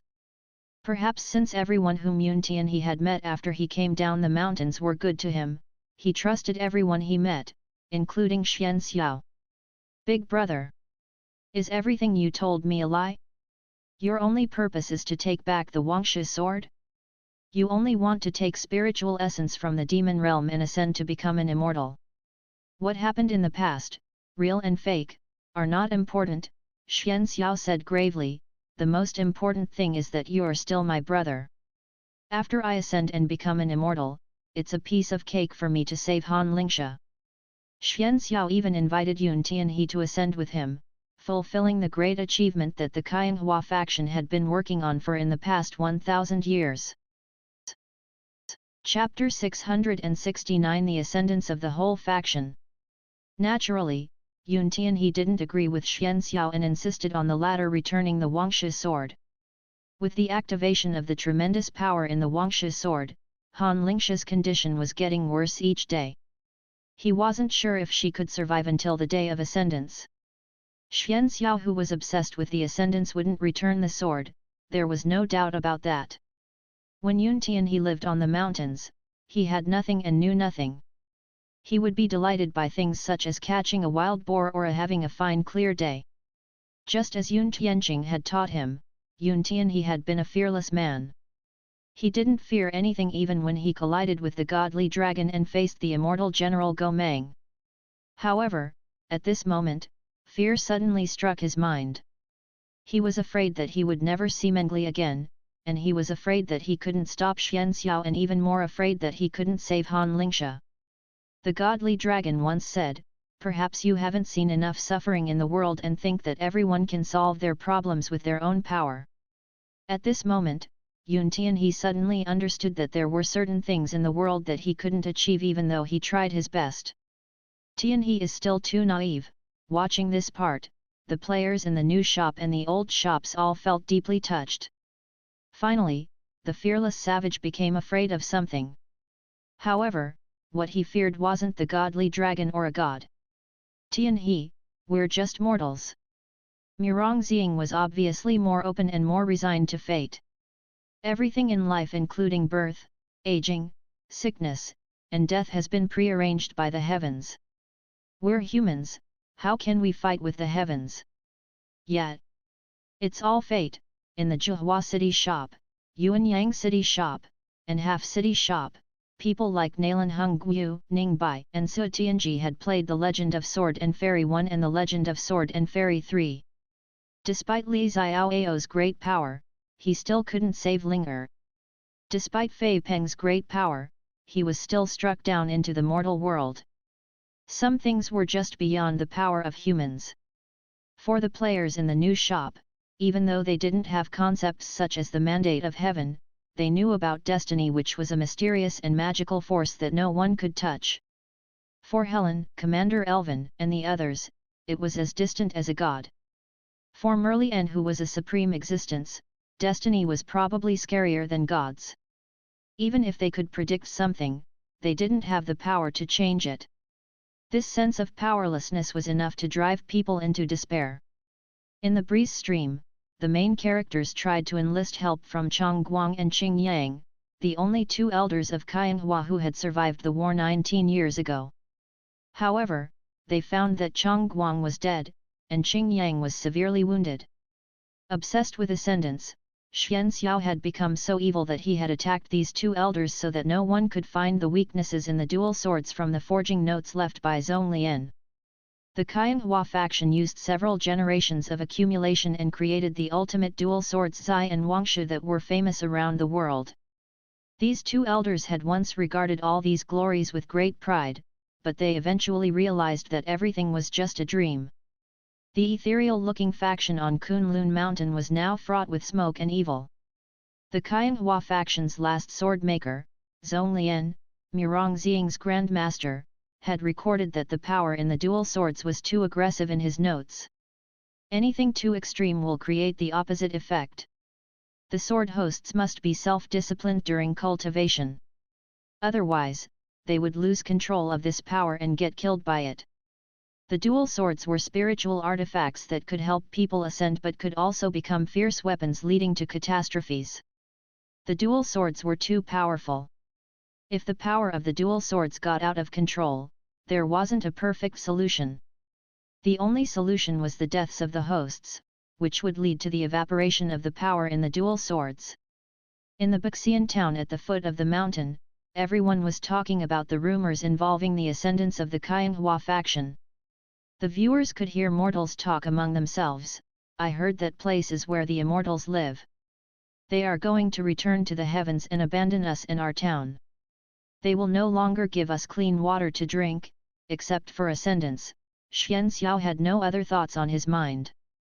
After taking enough energy crystals, he did Yuan Tianhe a favor and released the old, weak, sick, and crippled demons back to the demon realm and withdrew the seal that the dual sword placed on the demon realm.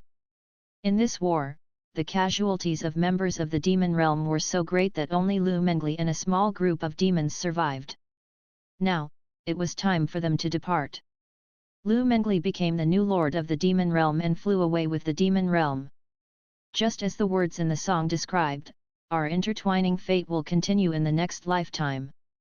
What is love? People live and die for it. Perhaps it was the main character's destiny to continue their fate in the next lifetime. The memories of them touring the world, doing valiant deeds, and releasing flower lanterns were so fresh as if these experiences had just happened yesterday.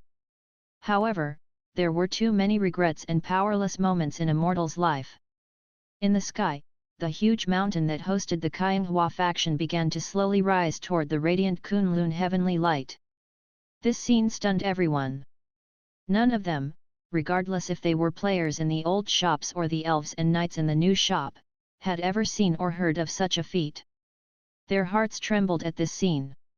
However, at the same time, a sense of melancholy filled their minds. When the main characters flew up on flying swords, they saw the ruined walls and buildings littering the Qianghua faction. Corpses lay in blood puddles on the square before the mountain gate, and the Qianghua faction that was as balmy as spring all year round was now deadly silent. The few remaining disciples were nowhere to be seen. On the cloud platform, Xian Xiao and Su Yao controlled the Zai sword and Wangshu sword respectively. Although Su Yao wasn't the host, she was the faction master and could control the Wangshu sword with Xian Xiao's help, but the consumption all came from Han Lingsha. One sword condensed chilly frost while the other released blazing fire. The tremendous power from the dual swords had far surpassed the limit of mortals. This. In the new shop, all the audience members were so shocked that they were at a loss for words. Ascendance and becoming immortals were the dream for several generations of members of the Qianghua faction. Xian Xiao had cultivated and became a sword host for this purpose. Regardless of how Yuan Tianhe dissuaded him, he couldn't change Xian Xiao's mind. In the previous battles, the godly dragon didn't use its true power, and Gomang just used some attacks to test the main character's strength. But now, they faced a life and death battle. In the Qianghua faction, Su Yao was jealous of Yuan Tianhe's talent, which was why only Murong Ziying had taught him how to cultivate. Also, Yuan Tianhe had learnt lots of stuff from Xian Xiao. Xian Xiao was master and friend to Yuan Tianhe, but now they had to meet in a battle as opponents. Everyone felt emotional at this scene. Perhaps the legend of the Sword and Fairy 4 would come to its end with this battle. Would Yuan Tianhe succeed in stopping Xian Xiao's ascendance? Or would Cainghua succeed in its ascendance with Han Lingsha dying during the process? It all depended on the result of this battle. Everyone stared at the screen without blinking, afraid to miss a tiny detail. Chapter 670 The Legend of Sword and Fairy 4 isn't as good as the previous games in the series. Many years ago, when faction chief taking spiritual master died and the lord of the demon realm lived, most disciples in the Cainghua faction thought that it was quite probable that they would be defeated. To some extent, releasing the demon realm and ending the war had saved the whole faction. However, Xian Xiao had suffered the burning of Zai's power for 20 years in the chilly ice, and there was no way around it. Yuan Tianhe had his own reasons. You don't want to give up ascendance, but I have to save Lingsha and others. In the Legend of Sword and Fairy 4, there was no final battle like the one with the ancient water demon beast in the Legend of Sword and Fairy 1, or like the one with Chonglu, the almighty demon lord who was the most powerful across 6 realms at the end of the Legend of Sword and Fairy 3. With 90% of his strength to keep Cainghua in the air and slowly rising toward Kunlun Heaven Light, Xian Xiao used the remaining 10% of his strength to fight his opponent. However, only 10% of his strength was still powerful. The strong ice and fire presences could turn anyone into ash or ice if they got close. This battle wasn't as stunning as the one fighting with the water demon beast in the Legend of Sword and Fairy 1, and it wasn't as hearty and enjoyable as the one with the almighty demon lord Chonglu at the end of the Legend of Sword and Fairy 3. Regardless of how this battle ended, there was no winner. The audience didn't want to see either of them lose. How come the Legend of Sword and Fairy 4 is going to end like this? In the old shops, the players looked anxious. They would rather watch a battle with the almighty demon lord Chonglu at the end of the Legend of Sword and Fairy 3 since it was more peaceful. Elder Su, who do you support? Nalan Mingxiu asked. I hope Yuan Tianhe wins, but I will pity Xian Xiao if he fails at this stage. On the cloud platform, sword energies swept around and crossed each other while countless blinding sword beams and sword arrays shot down like raindrops. While Murong Ziying fought faction chief Su Yao, the sword beams from 5 spirits returning to root and 1,000 fragment light sword engulfed the whole platform. Yuan Tianhe pulled the Ho Yi Sun shooting bow to its limit. Xian Xiao's ice and fire energies spread out. The ice froze everything, and fire burned everything, turning the whole cloud platform into a world of fire and ice. Flying swords flew past each other, and ice and fire collided with the bow and swords. Each attack was deadly until one sword energy cut into Xian Xiao. Blood spilled. Covering his wound, Xian Xiao half kneeled on the ground and said with hatred, Tianhe, I went easy on you, but you aimed to kill me. Good. Really good. It must be noted that if Yuan Tianhe were defeated here, Xian Xiao wouldn't kill him, which made the Legend of Sword and Fairy 4 less difficult to play than the Legend of Sword and Fairy 3. I can only use 10% of my strength to deal with you while using the rest to support Cainghua in the air. Aren't you guys taking advantage of me? Hearing Xian Xiao's furious accusations, the audience became curious and wondered, will the game end like this? On the screen, the conversation continued. Xian Xiao. Why? You can always find another way to ascend. I'll go with you until we find it. Xian Xiao was silent for a long time and then shook his head firmly. You are 22 years too late. When I was in a bottleneck while cultivating with the dual swords, no one asked me to give up. When I obtained some progress and mutated my meridians, no one asked me to give up. When I lost the Wangshu sword and burned day and night in the fire, no one cared. Now, it's too late. The story is not bad, but it's too, Su Tianji sighed, how can it end like this? At this moment, a wave of cold and radiant light fell from the sky.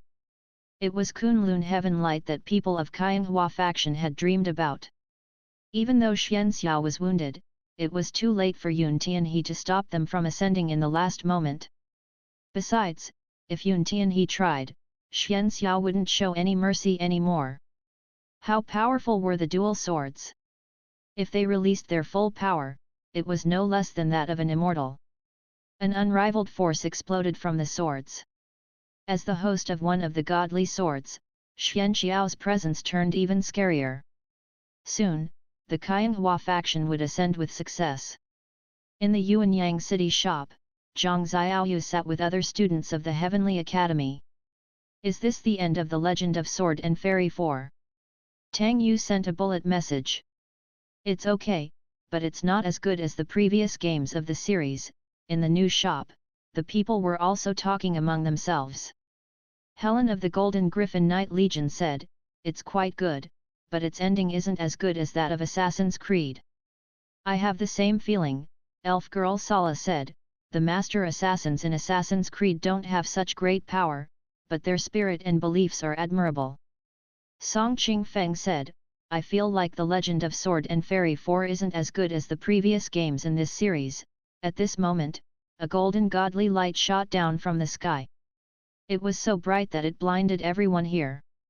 What kind of godly light could have such a power? What's happening? What's this? Have they successfully become immortals now? Do they have immortals to welcome them? Everyone exclaimed as they watched the scene.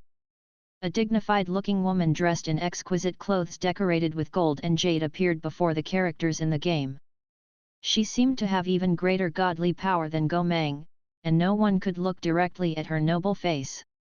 I'm the 9th Heaven Mystic Fairy under the Heaven Emperor, and I'm here to pass the decree from the God Realm.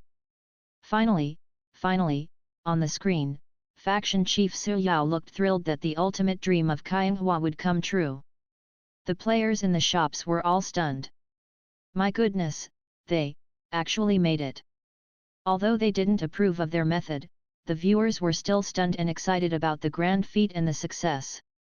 Nalan Hongguo said, I'm surprised that they succeeded like this. However, they heard a cold reprimand, you are ignorant mortals who have turned evil. How dare you wish to become immortals? This. The Heaven Emperor decrees that the Qianghua faction worked against the Heaven Dao and committed great sins. The faction will be burned by heavenly fire and fall to the ground. The disciples will be imprisoned in the East Ocean whirlpool for 1,000 years. Su Yao's heart sank and turned cold. However, she wasn't the only one who was stunned. The audience also felt their hearts lurch. What's happening? Aren't they close to ascending with success? Aren't they going to obtain and temper their immortal bodies? What's happening? Comment 0. Comment first. Rate this chapter. Vote with Power Stone. Send gifts. Chapter 671, I control my destiny and not the heavens. The grandest eulogy of humans. From the perspective of the 9th Heaven Mystic Fairy, the Qianghua faction had turned evil in their minds, and the Heavenly Dao wouldn't allow such evil people to ascend and become immortals. However, Xian Xiao thought that the Heavenly Dao was only an excuse of the God Realm. How could one word from the God Realm decide the fate of mortals? Heaven is above me, so I respect it. However, if the God Realm wants to push me around, you can keep on dreaming. The 9th Heaven Mystic Fairy's voice remained mild. Ignorant mortals think that their lives are as tiny as weeds and regard the gods and immortals as lofty beings. However, you don't understand the rules of the Heavenly Dao. Even gods and immortals have to follow the mandate of heaven. The Qianghua faction chief Su Yao murmured, Mandate of heaven. Do you mean that the dream which the Qianghua faction had pursued for generations is just a fabricated fantasy? But, our faction removed demons and protected the humans in the world. All our deeds are evil instead of virtuous. The 9th Heaven Mystic Fairy answered her in a cold voice, humans and demons are not born with goodness or evilness in them. If the demons don't do evil things, why should you kill them? The Qianghua faction slaughtered the demon realm due to greediness, which makes it no different from the evil devils. Su Yao's heart turned cold. On top of her, everyone in the Qianghua faction including Murong Ziying also turned cold inside. Eliminating devils and killing demons. The faith that the members of the Qianghua faction had held for generations was a joke in others' eyes. However, they had stuck to and fought for their goal with self-righteousness for generations. Humans were tiny and ignorant. The Qianghua faction had explored and advanced in the darkness for generations and finally came to this stage where they could ascend as a whole. They were only one step away from becoming an immortal faction. However, everything fell apart at this moment. Seeing this scene, everyone was touched by an inexplicable feeling. 20 years ago, Yun Tianqing and Su Yu stopped the process of ascendance and blocked the mission. If this mission wasn't stopped, the ascendance would have failed anyway, and the whole faction would have been destroyed. 20 years later, Yun Tianhe tried to stop the ascendance. If he succeeded, the faction would continue its pursuit in another cycle of 19 years. However, if Yun Tianhe failed, the Qianghua faction would still be destroyed. It seemed like an invisible force in the world had been leading Qianghua to its destruction. The two earth-shaking artifacts were the ultimate products of the artifact making for cultivators, and the ascendance of a whole faction was probably the most glorious thing in human history. Even the players had looked awed and envious when they heard about this great faction at the beginning of the game. Many generations of people of the Qianghua faction poured all their energies and efforts in this dream, but no one had known that it would be the cause of the faction's destruction since the beginning. Perhaps this was the vague and ethereal fate and destiny. In the legend of Sword and Fairy 4, the final enemy was neither Xianxiao nor anyone else. The enemy was the unfathomable mandate of heaven.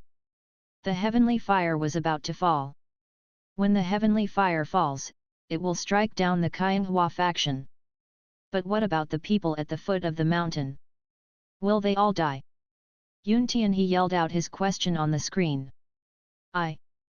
I want to save them, Yun Tianhe said. There were too many powerless moments in one's destiny. Perhaps just as Murong Ziying said, everything in life including birth, aging, sickness, and death has been prearranged by the heavens. We're humans, how can we fight with the heavens? Along the way, Yun Tianhe had experienced many things and found that he could do nothing to stop Lu Mengli's departure or Han Lingsha's imminent demise. Now he couldn't even save the lives of the people in Crescent Village. Perhaps you haven't seen enough suffering in the world and think that everyone can solve their problems with their own power. The godly dragon's words replayed by Yun Tianhe's ears, and he suddenly understood that there were so many regrets and powerlessness in life. This was destiny. You can't work against the heaven's will, the ninth heaven mystic fairy said. Xianxiao laughed in anger. No wonder people say that the heavenly Dao is indifferent to all, and all creatures are considered straw dogs. You are indeed merciless and cold and would kill without caring if it's fair. The ninth heaven mystic fairy's voice still sounded cold. The heavenly Dao is indifferent means that the gods and heavenly Dao regard everything fairly. However, you misunderstood its meaning by so much. It's shameful that the heavenly Dao acts in such a way. Xianxiao laughed wildly as if he was a maniac.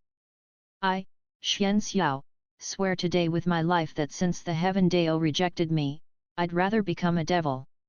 Everyone saw the ice and fire elemental murderous energy around Xianxiao growing even darker and gloomier until they turned into a chilly and horrifying devilish energy. Thunders boomed and lightning bolts flashed in the sky as if they were venting endless fury. The lightning bolts danced like snakes in the sky, and the stars fell down, shaking the earth as if the heavenly Dao was eager to instantly kill this devil. Xianxiao's determination and madness deeply shocked everyone. They saw him turning into a devil under the tremendous pressure of destiny. The stunning despair that Xianxiao showed stirred and saddened everyone, creating the most tragic song. When Xianxiao was stuck in the bottleneck of cultivation with the dual swords, he didn't give up. When he obtained some progress and mutated his meridians, he didn't give up. When he lost Wangshu's sword and suffered from being burned by flames day and night, he didn't give up. He had borne all the pain just for today. The maniac figure under the gloomy sky and the flashing lightning bolts was printed into everyone's mind as if he was the only person to do so. This was the mandate of heaven. Xianxiao's roars which stated that he would one day kill his way to the godly realm and his howls that contained endless fury hammered on everyone's heart with vicious force. As a newborn devil, Xianxiao was naturally no match for the ninth heaven mystic fairy. What he got was endless imprisonment in the East Ocean whirlpool. 20 years of burning in fire was nothing compared with the terrifying fate that awaited him. No one made a sound. Everyone watching the scene was deadly silent and terrifyingly pale. The ninth heaven mystic fairy was about to leave when Yuan Tianhe yelled, "Wait! You haven't told me how to save those people at the foot of the mountain yet. Was it truly impossible to disobey the mandate of heaven? Could he make a small change? A tiny small change? You said that everything in the world is part of the heavenly Dao, then humans are part of the heavenly Dao too, right? Then, why can't humans decide our own destiny?" Yuan Tianhe was ignorant of the worldly things due to his young age and inexperience, but he was more intelligent than ordinary people. Then, I control my destiny and not the heavens. What was the purpose of cultivation? What were cultivators? The elves and knights in the Nora continent didn't understand it. Even the cultivators and warriors on the continent of immortal relics only had vague answers to these questions. The Shu Mountain faction only cared about the humans in the world and didn't pursue for immortal Dao. Jing Tian was the reincarnation of an immortal general and didn't care to ascend or become an immortal. Under the strike of the blazing heavenly fire, Qianghua fell from the sky like a burning sun. At this moment, the whole world seemed to be roasting by this sun as if it was the end of the world. At the foot of the mountain, people saw Yuan Tianhe pulling out the arrow and drawing the bow, and they felt like they had gone back to the distant ancient time and saw the figure who shot down 9 suns. Here, a group of mortals wanted to control their own destinies. Being born as immortals and gods with special gifts and talents wasn't something to be proud of. In contrast, these mortals, the dust in the 6 realms as called by the godly dragon, and the weak ants in Gomang's eyes, were admirable and touching since they dared to do the impossible. Everyone in the audience was also mortals and knew that many things were out of their control.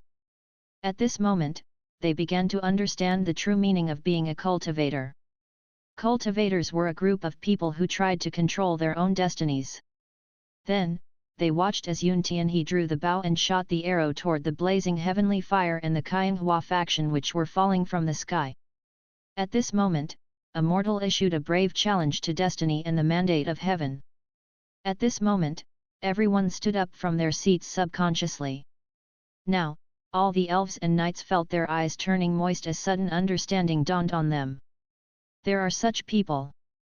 They felt like a voice was yelling in their minds, and their hearts trembled. They had never felt so stunned and thrilled before. This spirit and this courage of challenging things beyond one's power formed the most epic tale in human history. The grandest eulogy of humans: heaven is above me, so I respect it. However, if the God realm wants to push me around, you can keep on dreaming. The 9th heaven mystic fairy's voice remained mild. Ignorant mortals think that their lives are as tiny as weeds and regard the gods and immortals as lofty beings. However, you don't understand the rules of the heavenly Dao. Even gods and immortals have to follow the mandate of heaven. The Qianghua faction chief Su Yao murmured, "Mandate of heaven? Do you mean that the dream which the Qianghua faction had pursued for generations is just a fabricated fantasy? But, our faction removed demons and protected the humans in the world. All our deeds are evil instead of virtuous." The 9th heaven mystic fairy answered her in a cold voice, "Humans and demons are not born with goodness or evilness in them. If the demons don't do evil things, why should you kill them? The Qianghua faction slaughtered the demon realm due to greediness, which makes it no different from the evil devils." Su Yao's heart turned cold. On top of her, everyone in the Qianghua faction including Murong Xiang also turned cold inside. Eliminating devils and killing demons. The faith that the members of the Qianghua faction had held for generations was a joke in others' eyes. However, they had stuck to and fought for their goal with self-righteousness for generations. Humans were tiny and ignorant. The Qianghua faction had explored and advanced in the darkness for generations and finally came to this stage where they could ascend as a whole. They were only one step away from becoming an immortal faction. However, everything fell apart at this moment. Seeing this scene, everyone was touched by an inexplicable feeling.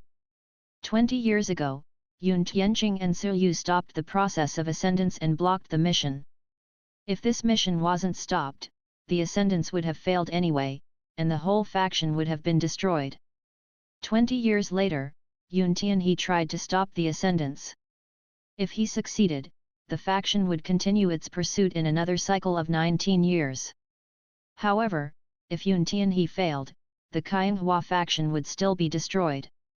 It seemed like an invisible force in the world had been leading Qianghua to its destruction. The two earth-shaking artifacts were the ultimate products of the artifact making for cultivators, and the ascendance of a whole faction was probably the most glorious thing in human history. Even the players had looked awed and envious when they heard about this great faction at the beginning of the game. Many generations of people of the Qianghua faction poured all their energies and efforts in this dream, but no one had known that it would be the cause of the faction's destruction since the beginning. Perhaps this was the vague and ethereal fate and destiny. In the Legend of Sword and Fairy 4, the final enemy was neither Xianxiao nor anyone else. The enemy was the unfathomable mandate of heaven. The heavenly fire was about to fall. When the heavenly fire falls, it will strike down the Qianghua faction. But what about the people at the foot of the mountain? Will they all die? Yun Tianhe yelled out his question on the screen. I want to save them, Yun Tianhe said. There were too many powerless moments in one's destiny. Perhaps just as Murong Ziying said, everything in life including birth, aging, sickness, and death has been prearranged by the heavens. We're humans, how can we fight with the heavens? Along the way, Yun Tianhe had experienced many things and found that he could do nothing to stop Lu Mengli's departure or Han Lingsha's imminent demise. Now he couldn't even save the lives of the people in Crescent Village. Perhaps you haven't seen enough suffering in the world and think that everyone can solve their problems with their own power. The godly dragon's words replayed by Yun Tianhe's ears, and he suddenly understood that there were so many regrets and powerlessness in life. This was destiny. You can't work against the heaven's will, the ninth heaven mystic fairy said. Xianxiao laughed in anger. No wonder people say that the heavenly Dao is indifferent to all, and all creatures are considered straw dogs. You are indeed merciless and cold and would kill without caring if it's fair. The ninth heaven mystic fairy's voice still sounded cold. The heavenly Dao is indifferent means that the gods and heavenly Dao regard everything fairly. However, you misunderstood its meaning by so much. It's shameful that the heavenly Dao acts in such a way. Xianxiao laughed wildly as if he was a maniac. I, Xianxiao, swear today with my life that since the heaven Dao rejected me, I'd rather become a devil. Everyone saw the ice and fire elemental murderous energy around Xianxiao growing even darker and gloomier until they turned into a chilly and horrifying devilish energy. Thunders boomed and lightning bolts flashed in the sky as if they were venting endless fury. The lightning bolts danced like snakes in the sky, and the stars fell down, shaking the earth as if the heavenly Dao was eager to instantly kill this devil. Xianxiao's determination and madness deeply shocked everyone. They saw him turning into a devil under the tremendous pressure of destiny. The stunning despair that Xianxiao showed stirred and saddened everyone, creating the most tragic song. When Xianxiao was stuck in the bottleneck of cultivation with the dual swords, he didn't give up. When he obtained some progress and mutated his meridians, he didn't give up. When he lost Wangshu's sword and suffered from being burned by flames day and night, he didn't give up. He had borne all the pain just for today. The maniac figure under the gloomy sky and the flashing lightning bolts was printed into everyone's mind as if he was the only person to do so. This was the mandate of heaven. Xianxiao's roars which stated that he would one day kill his way to the godly realm and his howls that contained endless fury hammered on everyone's heart with vicious force. As a newborn devil, Xianxiao was naturally no match for the ninth heaven mystic fairy. What he got was endless imprisonment in the East Ocean whirlpool. 20 years of burning in fire was nothing compared with the terrifying fate that awaited him. No one made a sound. Everyone watching the scene was deadly silent and terrifyingly pale. The ninth heaven mystic fairy was about to leave when Yun Tianhe yelled, "Wait!" You haven't told me how to save those people at the foot of the mountain yet. Was it truly impossible to disobey the mandate of heaven? Could he make a small change? A tiny small change? You said that everything in the world is part of the heavenly Dao, then humans are part of the heavenly Dao too, right? Then, why can't humans decide our own destiny? Yuan Tianhe was ignorant of the worldly things due to his young age and inexperience, but he was more intelligent than ordinary people. Then, I control my destiny and not the heavens. What was the purpose of cultivation? What were cultivators? The elves and knights in the Nora continent didn't understand it. Even the cultivators and warriors on the continent of immortal relics only had vague answers to these questions. The Shu Mountain faction only cared about the humans in the world and didn't pursue for immortal Dao. Jing Tian was the reincarnation of an immortal general and didn't care to ascend or become an immortal. Under the strike of the blazing heavenly fire, Qianghua fell from the sky like a burning sun. At this moment, the whole world seemed to be roasting by this sun as if it was the end of the world. At the foot of the mountain, people saw Yuan Tianhe pulling out the arrow and drawing the bow, and they felt like they had gone back to the distant ancient time and saw the figure who shot down 9 suns. Here, a group of mortals wanted to control their own destinies. Being born as immortals and gods with special gifts and talents wasn't something to be proud of. In contrast, these mortals, the dust in the 6 realms as called by the godly dragon, and the weak ants in Go Mang's eyes, were admirable and touching since they dared to do the impossible. Everyone in the audience was also mortals and knew that many things were out of their control. At this moment, they began to understand the true meaning of being a cultivator. Cultivators were a group of people who tried to control their own destinies. Then, they watched as Yuan Tianhe drew the bow and shot the arrow toward the blazing heavenly fire and the Qianghua faction which were falling from the sky. At this moment, a mortal issued a brave challenge to destiny and the mandate of heaven. At this moment, everyone stood up from their seats subconsciously. Now, all the elves and knights felt their eyes turning moist as sudden understanding dawned on them. There are such people. They felt like a voice was yelling in their minds, and their hearts trembled. They had never felt so stunned and thrilled before. This spirit and this courage of challenging things beyond one's power formed the most epic tale in human history. Chapter 672 What are you guys all doing? The strong light dyed the entire sky into fiery red. Knowing that it was impossible, Yuan Tianhe still tried to lock horns with the great power of nature with human strength. Perhaps countless years ago, another great archer had the same feeling. Yuan Tianhe lifted the same bow that Hou Yi had used and drew it open. Everyone watched as a rainbow shot across the sky like a shooting star and pierced the sun like Qianghua faction. As if it was struck by a horrifying force, the fire instantly exploded. An earth-shaking noise sounded from the high sky. The entire Qianghua faction with its mountain exploded under the force of Hou Yi's sun-shooting bow. Everything was shattered, and countless debris shot outward like a rain of shooting stars. At this moment, Yuan Tianhe depleted all his strength and fell down in the end. Seeing this, the players from the new shop and the old shops had tears in their eyes. Perhaps it wasn't sadness but of an indescribable emotion that touched their hearts. In the end, Yuan Tianhe succeeded, even though it was insignificant. At least he had saved these mortals from being crushed to pieces by the iron hooves of destiny. The heavens are in motion ceaselessly, the enlightened exert themselves constantly. Was it truly impossible for tiny humans to become immortals or gods? Were they going to remain as existences similar to dust or ants in the eyes of the gods forever? No. With possession of such spirit and courage, there was nothing impossible in this world. Many people felt as if a chain was unlocked in their minds, and something had loosened inside their bodies. Meanwhile, in the Yuanyang city shop it was drizzling, and the puddles on the ground suddenly reflected images of 2 figures in black clothes and black cloaks. The 2 figures walked in the drizzle leisurely. Although they were talking, they didn't stir up any ripples in the puddles when they walked on them. The legends said that Grand Masters left no footprints walking on snow, but leaving no trace on water was even rarer since it required extreme control and powerful movement techniques. I'm surprised to see such prosperity in this forgotten land. However, the array in this city, is a bit out of date. They walked while chatting leisurely with each other.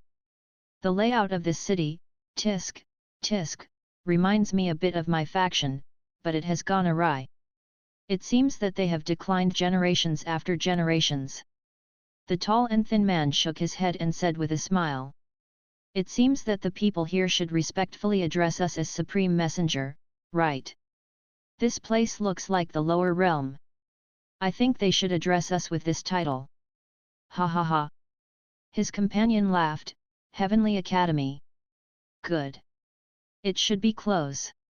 Although we've lost it long ago, since we have this opportunity, we should meet and help this branch of our faction.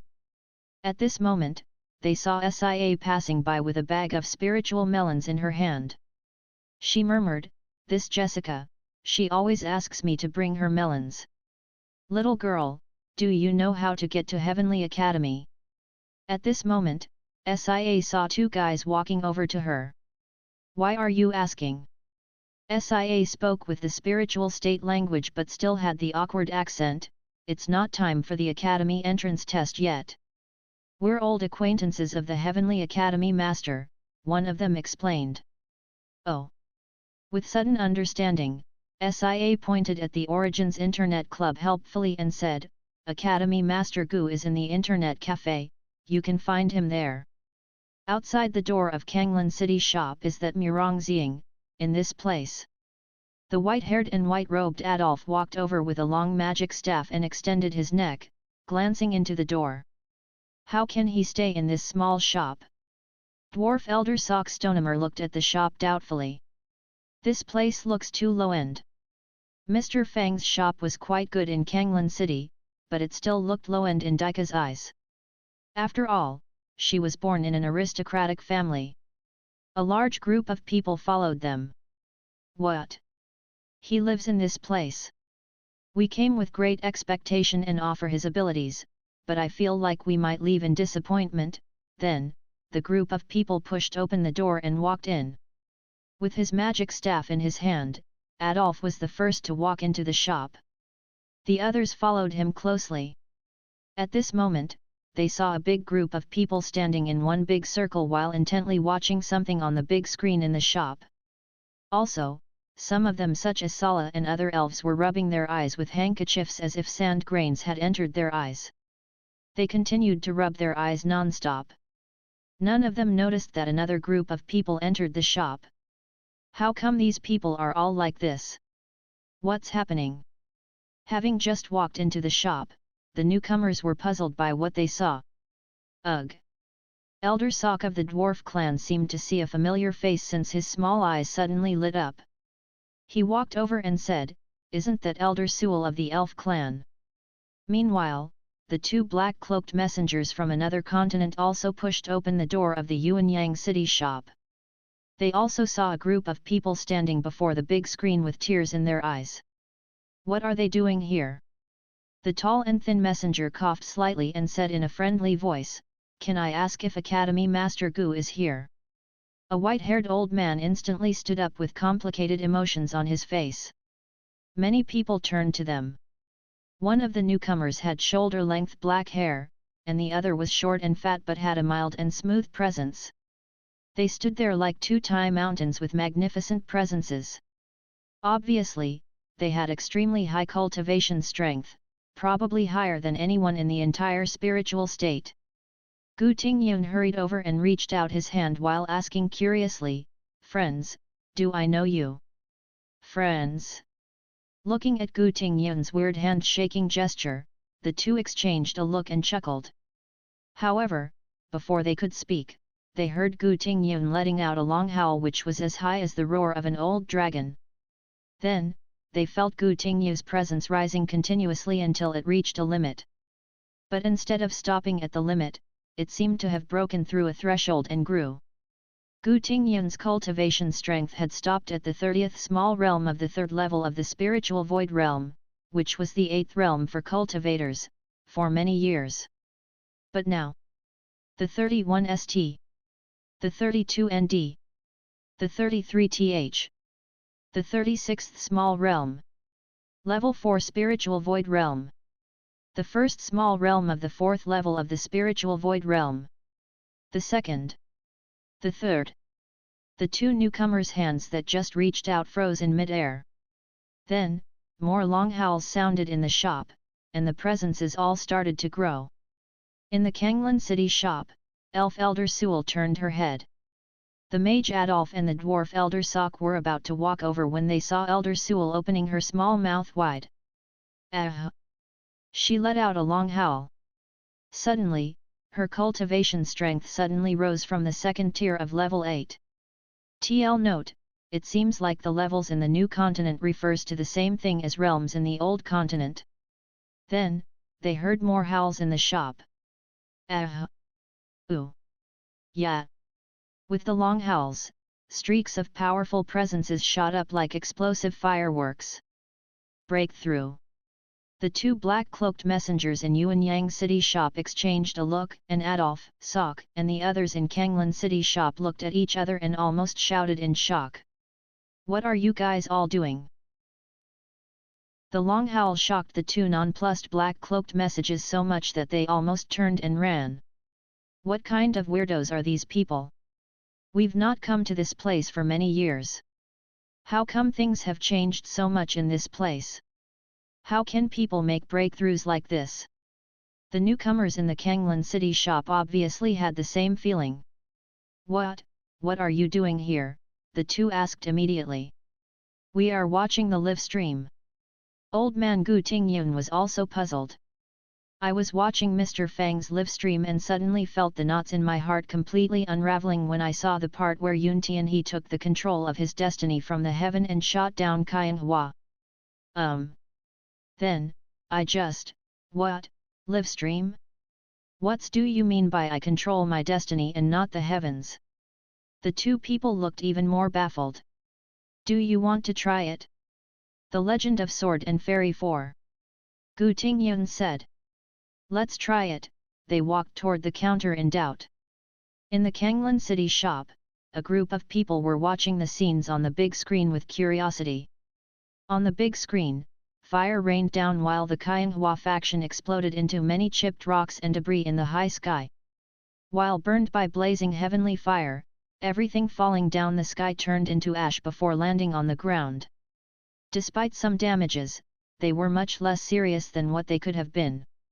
I never recommended mystical realms that weren't made by the elf clan. Elder Sewell still looked emotional. But you must try this Legend of the Sword and Fairy 4. How can we try it? Adolf immediately asked. How do we pay? Dwarf Elder Sock asked loudly. Elder Sewell pointed at Mr. Fang who was live streaming with his virtual reality headset. Ask the shop owner to buy a membership card. Sir. I want to buy a membership card. As soon as Mr. Fang put down his virtual reality headset, he saw a large group of people swarming to him. Get in line. One by one. Everyone can have one. Get in line. Soon, such shouts sounded in the shop. I'm afraid that the new shop will soon need to be expanded again. Tang Yu, Sun Yuan, and other disciples of the Heavenly Academy mumbled, Let's go. Let's go. Let's go to the bathroom. As mentioned before, in the Legend of the Sword and Fairy 4, Go Mang wouldn't unleash his full force, and Yun Tianhe could still lose to Xian Xiao, which meant that the only difficult battle was with the shadow of the godly dragon in Buzhu Mountain. Obviously, it was less difficult to play than the Legend of Sword and Fairy 3 if the players didn't want a perfect ending. With the previous training of skills, the veteran players could complete the game without much hassle. With the strengthened items and spiritual treasures, the new players could also stumble to the end with success. A few days later, the first group of players cleared stage 1 after 100 years later in the Legend of Sword and Fairy 4 amid the crisp bird chirps and fragrant floral fragrance, the familiar and melodious notes of the flute song, Immortal Dream, sounded in Green Bird Peak. A white-haired Murong Xiang stood on the edge of the cliff, looking out into the drifting clouds in the valley.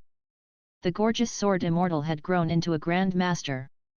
Lu Mengli walked over slowly, looking the same as she did 100 years ago. Life was like a big dream. Youth turned into white hair in one instant. The only constant thing was the heavenly Dao, which permanently moved in cycles. 100 years later, the four people gathered again. On Greenbird Peak stood two tombs beside the sacrificed object, the Wangsha sword. On one tombstone was engraved the words beloved wife Han Lingsha's tomb, while the other tombstone was blank, and a pair of butterflies danced around the sword. The two looked back and saw a figure pushing open the door to the small wooden house and walking out. He still looked like the youth he had been 100 years ago, but his bright eyes were no longer there. His eyes were tightly closed and couldn't open. He changed the lives and destinies for many people. In the end, he had to pay the price. Seeming to sense the presence of his old friends, a smile gradually appeared on his face. Despite the many troubles in the world, it was a moment of happiness that his best friends could still come together after so many years. For a moment, they seemed to return to the Nest Lake, Huainan King's Tomb, Jimo Town, and Baxian Town. Those were the best memories in their lives. Without them knowing, tears came to their eyes and wetted their faces. Messages appeared in the Legend of Sword and Fairy 4 group chat. Song Qing Feng posted, "Screenshot, it's the end." Screenshot, scattering flower petals for the ending. Zhang Xiaoyu still had tears in her eyes. In the Kanglan city shop, the group of elves had tissues in their hands. "Woo, so touching, I never knew that such a stirring story exists in this mystical realm," hiss. "Why did Lingsha die like that? It seems that she died of old age, but I'm still sad. It seems like we can finally return to Silver Moon Forest in peace," Elder Sewell murmured. At this moment, Commander Elvin of the Golden Griffin Knight Legion asked leisurely, "Sir, will you host new games from the East Continent in the future?" "New games? What new games?" Elder Sewell and the other elves perked up their extremely pointy ears. Obviously, the melancholic elves needed something new to divert their attention and ease their sadness. New games. Many players who had cleared the game also looked over. "Sir, will you host and run new games? Or, do you have sequels of Assassin's Creed or Resident Evil?" The players in the old shops were also speculating. Song Qing Feng said, "What do you think the next game in the shop will be?" "Whatever it is," Su Tianji rested her head on the computer desk in her Xone and said, "I'll buy it anyway." Su Tianji's Xone was completely different compared to before after meticulous care. Her residence was now a luxurious mansion, and the large fields of spiritual vegetables and spiritual fruits were flourishing under the care of the semi-automatic machines that she had bought. She had several computers in her house and a small laptop for her to play and chat on QQ while lying on her bed. Beside her lay a jade flute, and the sheet music for Immortal Dream was still displayed on the computer screen. Obviously, she had been practicing this song a while ago. In the Yuanyang City shop, Zhang Xiaoyu sat among her peers from the Heavenly Academy. Yu Bai stretched her back with force and said, "I'm bored. I finished the new game." Zhang Xiaoyu said in the group chat, "I think the next game must be a sequel of an old game. I think it will be a brand new game." After all, the shop had released a sequel of Resident Evil, Brotherhood was a sequel of Assassin's Creed, and The Legend of Sword and Fairy 4 was also a sequel. Nalan Mingxiu said in the chat group, "I think the next one won't be a sequel. It's more fun to speculate on the creator of the game, Blizzard, Ubisoft, or Soft Star. We can use the process of elimination and rule out Soft Star first. After all, The Legend of Sword and Fairy 4 has just ended." Meanwhile, the new shop's reputation had been growing, and it seemed like the task wasn't so difficult to complete after all. Therefore, Mr. Fang gave the players a clue and said, "The new game will be an online game named World of Warcraft." World of Warcraft. The players in the new shop looked curious. "And what is an online game? Is it a mystical realm for magical beasts to experience life?" Alina exclaimed. Not likely, the elves were also puzzled. However, they knew that this shop, which had released an assassin-focused mystical realm and then the East Continent-style mystical realm, was unique and thus couldn't completely rule out this possibility. What nonsense are you talking about? Mr. Fang's face twitched. You'll know when the cinematic trailer is released. Obviously, the players in the old shops had also gotten the news. By now, Lingyun Academy of Zhuhua City had established new standards for the disciples in the four houses. But still, Su Zixin and Shen Qingqing, two of the first group of players in the shop, were about to graduate from the academy. Meanwhile, people like Nalan Mingxiu, Song Qingfeng and even Fatty Wangtai had entered the Earth House and became senior students in the academy. Due to the booming sales of the official novel of Diablo II, Shen Qingqing now had a part-time job as a writer and was quite famous. Time flies, right? Qingqing, Su Zixin said with a new communication jade in her hand. We'll soon graduate. Shen Qingqing froze when she casually glanced at her communication jade. What's it, Qingqing? The shop owner replied to my message about the new game. Shen Qingqing said in pleasant surprise, in addition, the shop owner plans to release new official novels and, comics. Some games in the shop such as the Legend of Sword and Fairy series focused on the main plot of the story. However, other games had good stories which were overshadowed by other great features, and these games included Diablo 2 and Dungeon Fighter Online. Big news! Big news! In the big group chats such as the Legend of Sword and Fairy and Mr. Fang's group tour, Shen Qingqing posted the news. The shop owner revealed that the next game is called World of Warcraft, a massively online game just like the Legend of Mir 2 and Dungeon Fighter Online. It's not a single-player game. According to the newest information, Dungeon Fighter Online might get an updated version. A massively online game named World of Warcraft. An updated version of Dungeon Fighter Online. Zhang Xiaoyu yelled, how did you all know it? How come I know nothing about it? She was angry. Don't fight. What's this World of Warcraft about? The person making the comment was Xi Qi, a veteran player and one of Song Qingfeng's classmate. Does it mean that the world is full of demons and wild beasts? In the post bar, many posts appeared on the forum, and some of them were titled, Hot Headline, the imminent new game is a massively online game, and I'm buddies with Mr. Fang series, the detailed analysis of World of Warcraft with potential trailer leaking out before the official release.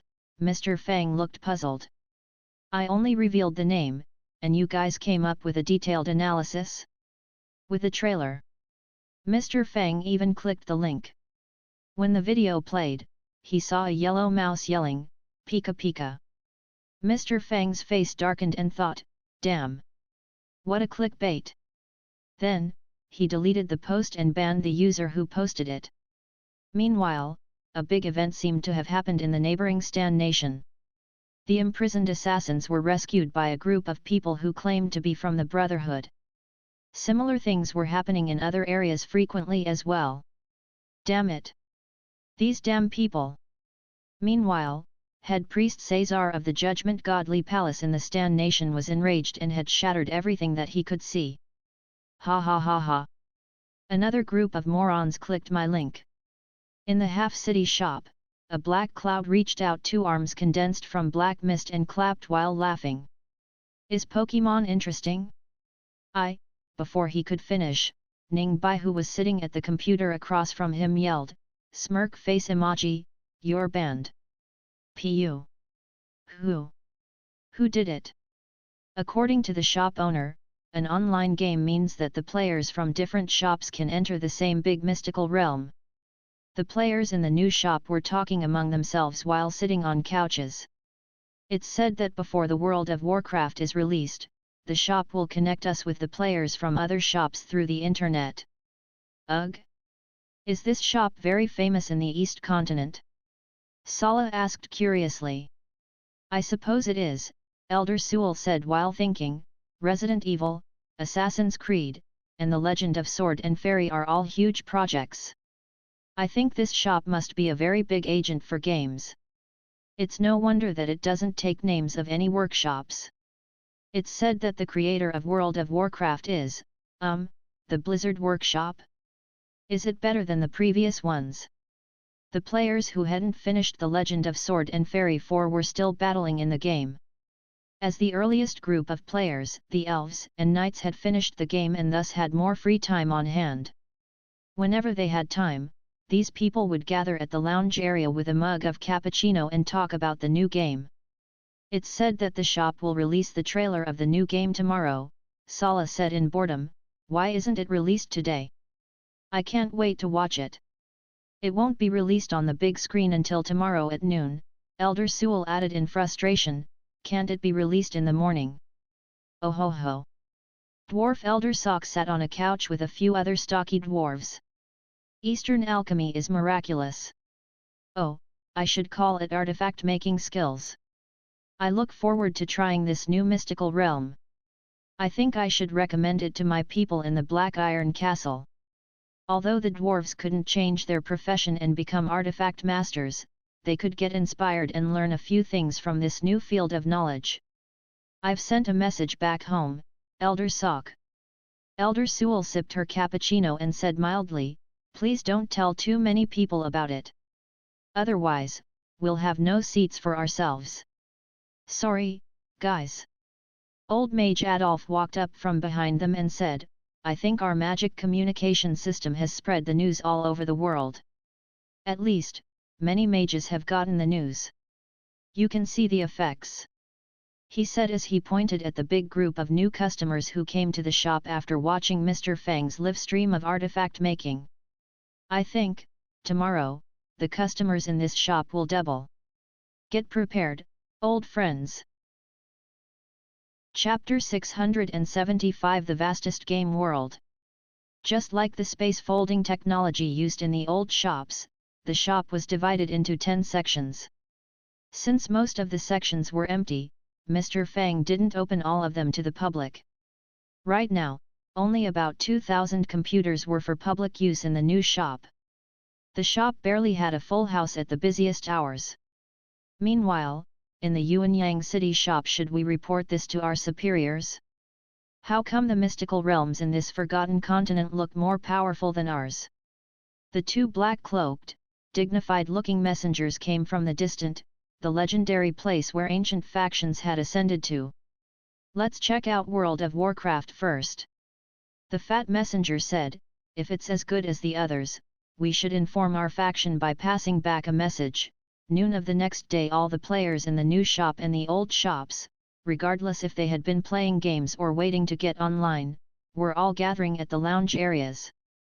In the new shop at Kanglan City, someone even paid to have the spiritual spell visual projection on the White Pigeon Square broadcast the trailer.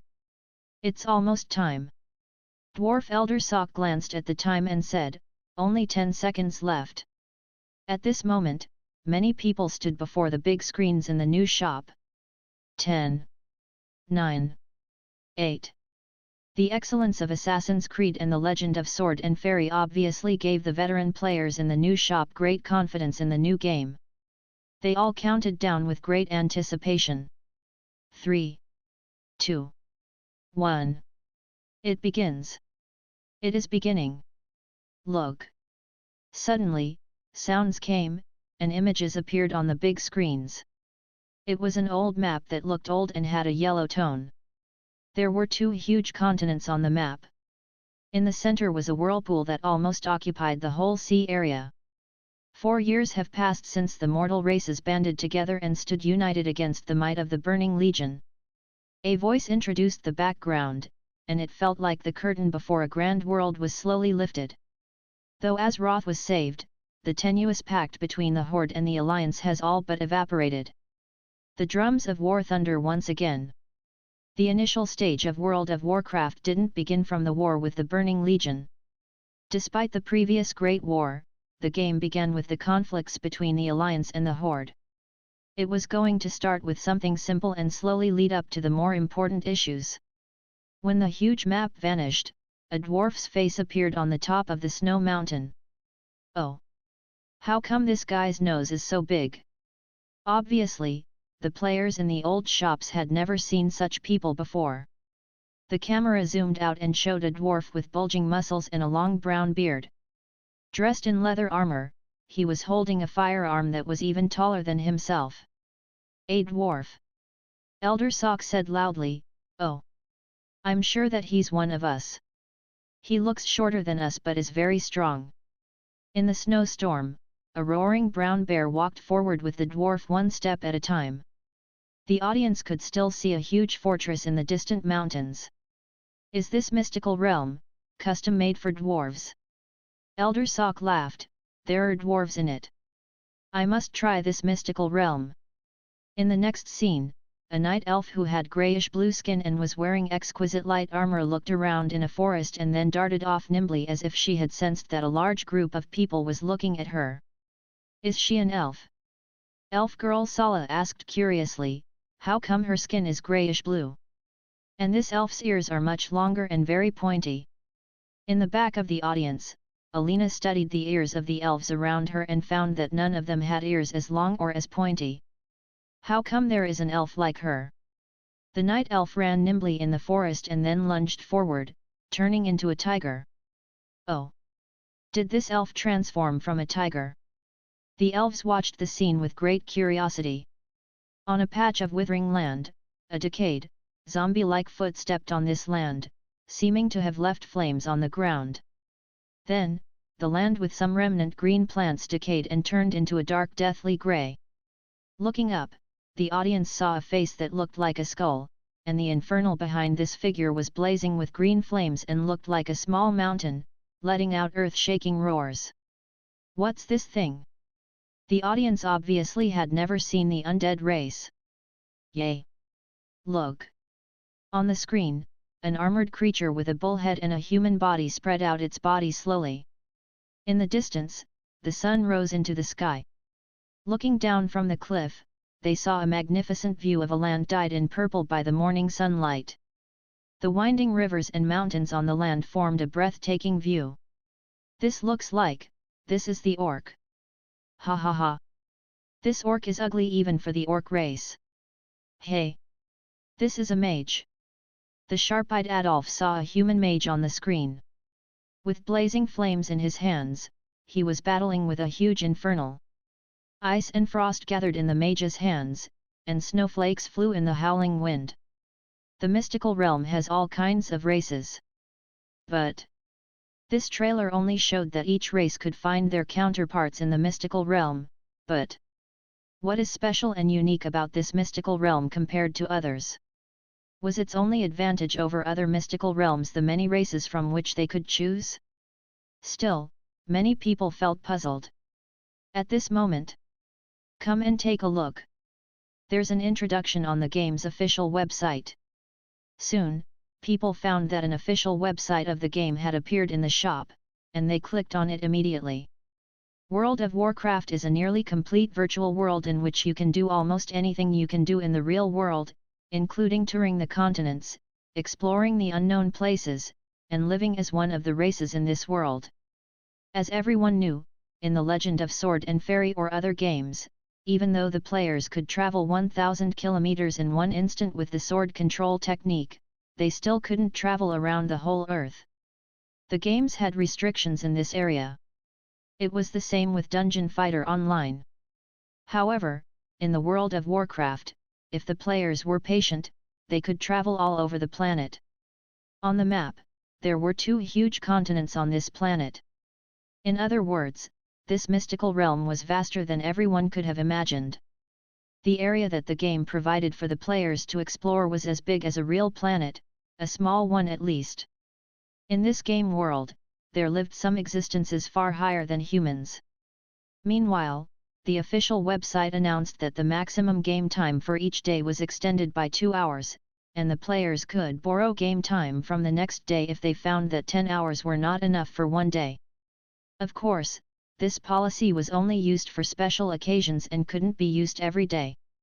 Meanwhile, the business hours of the shop were going to be modified. The operation hours were getting longer. The information provided by the shop only showed the players an unprecedented game, mystical realm, and different races. As for what they could gain from the game and other unknown stuff, the players must find out themselves.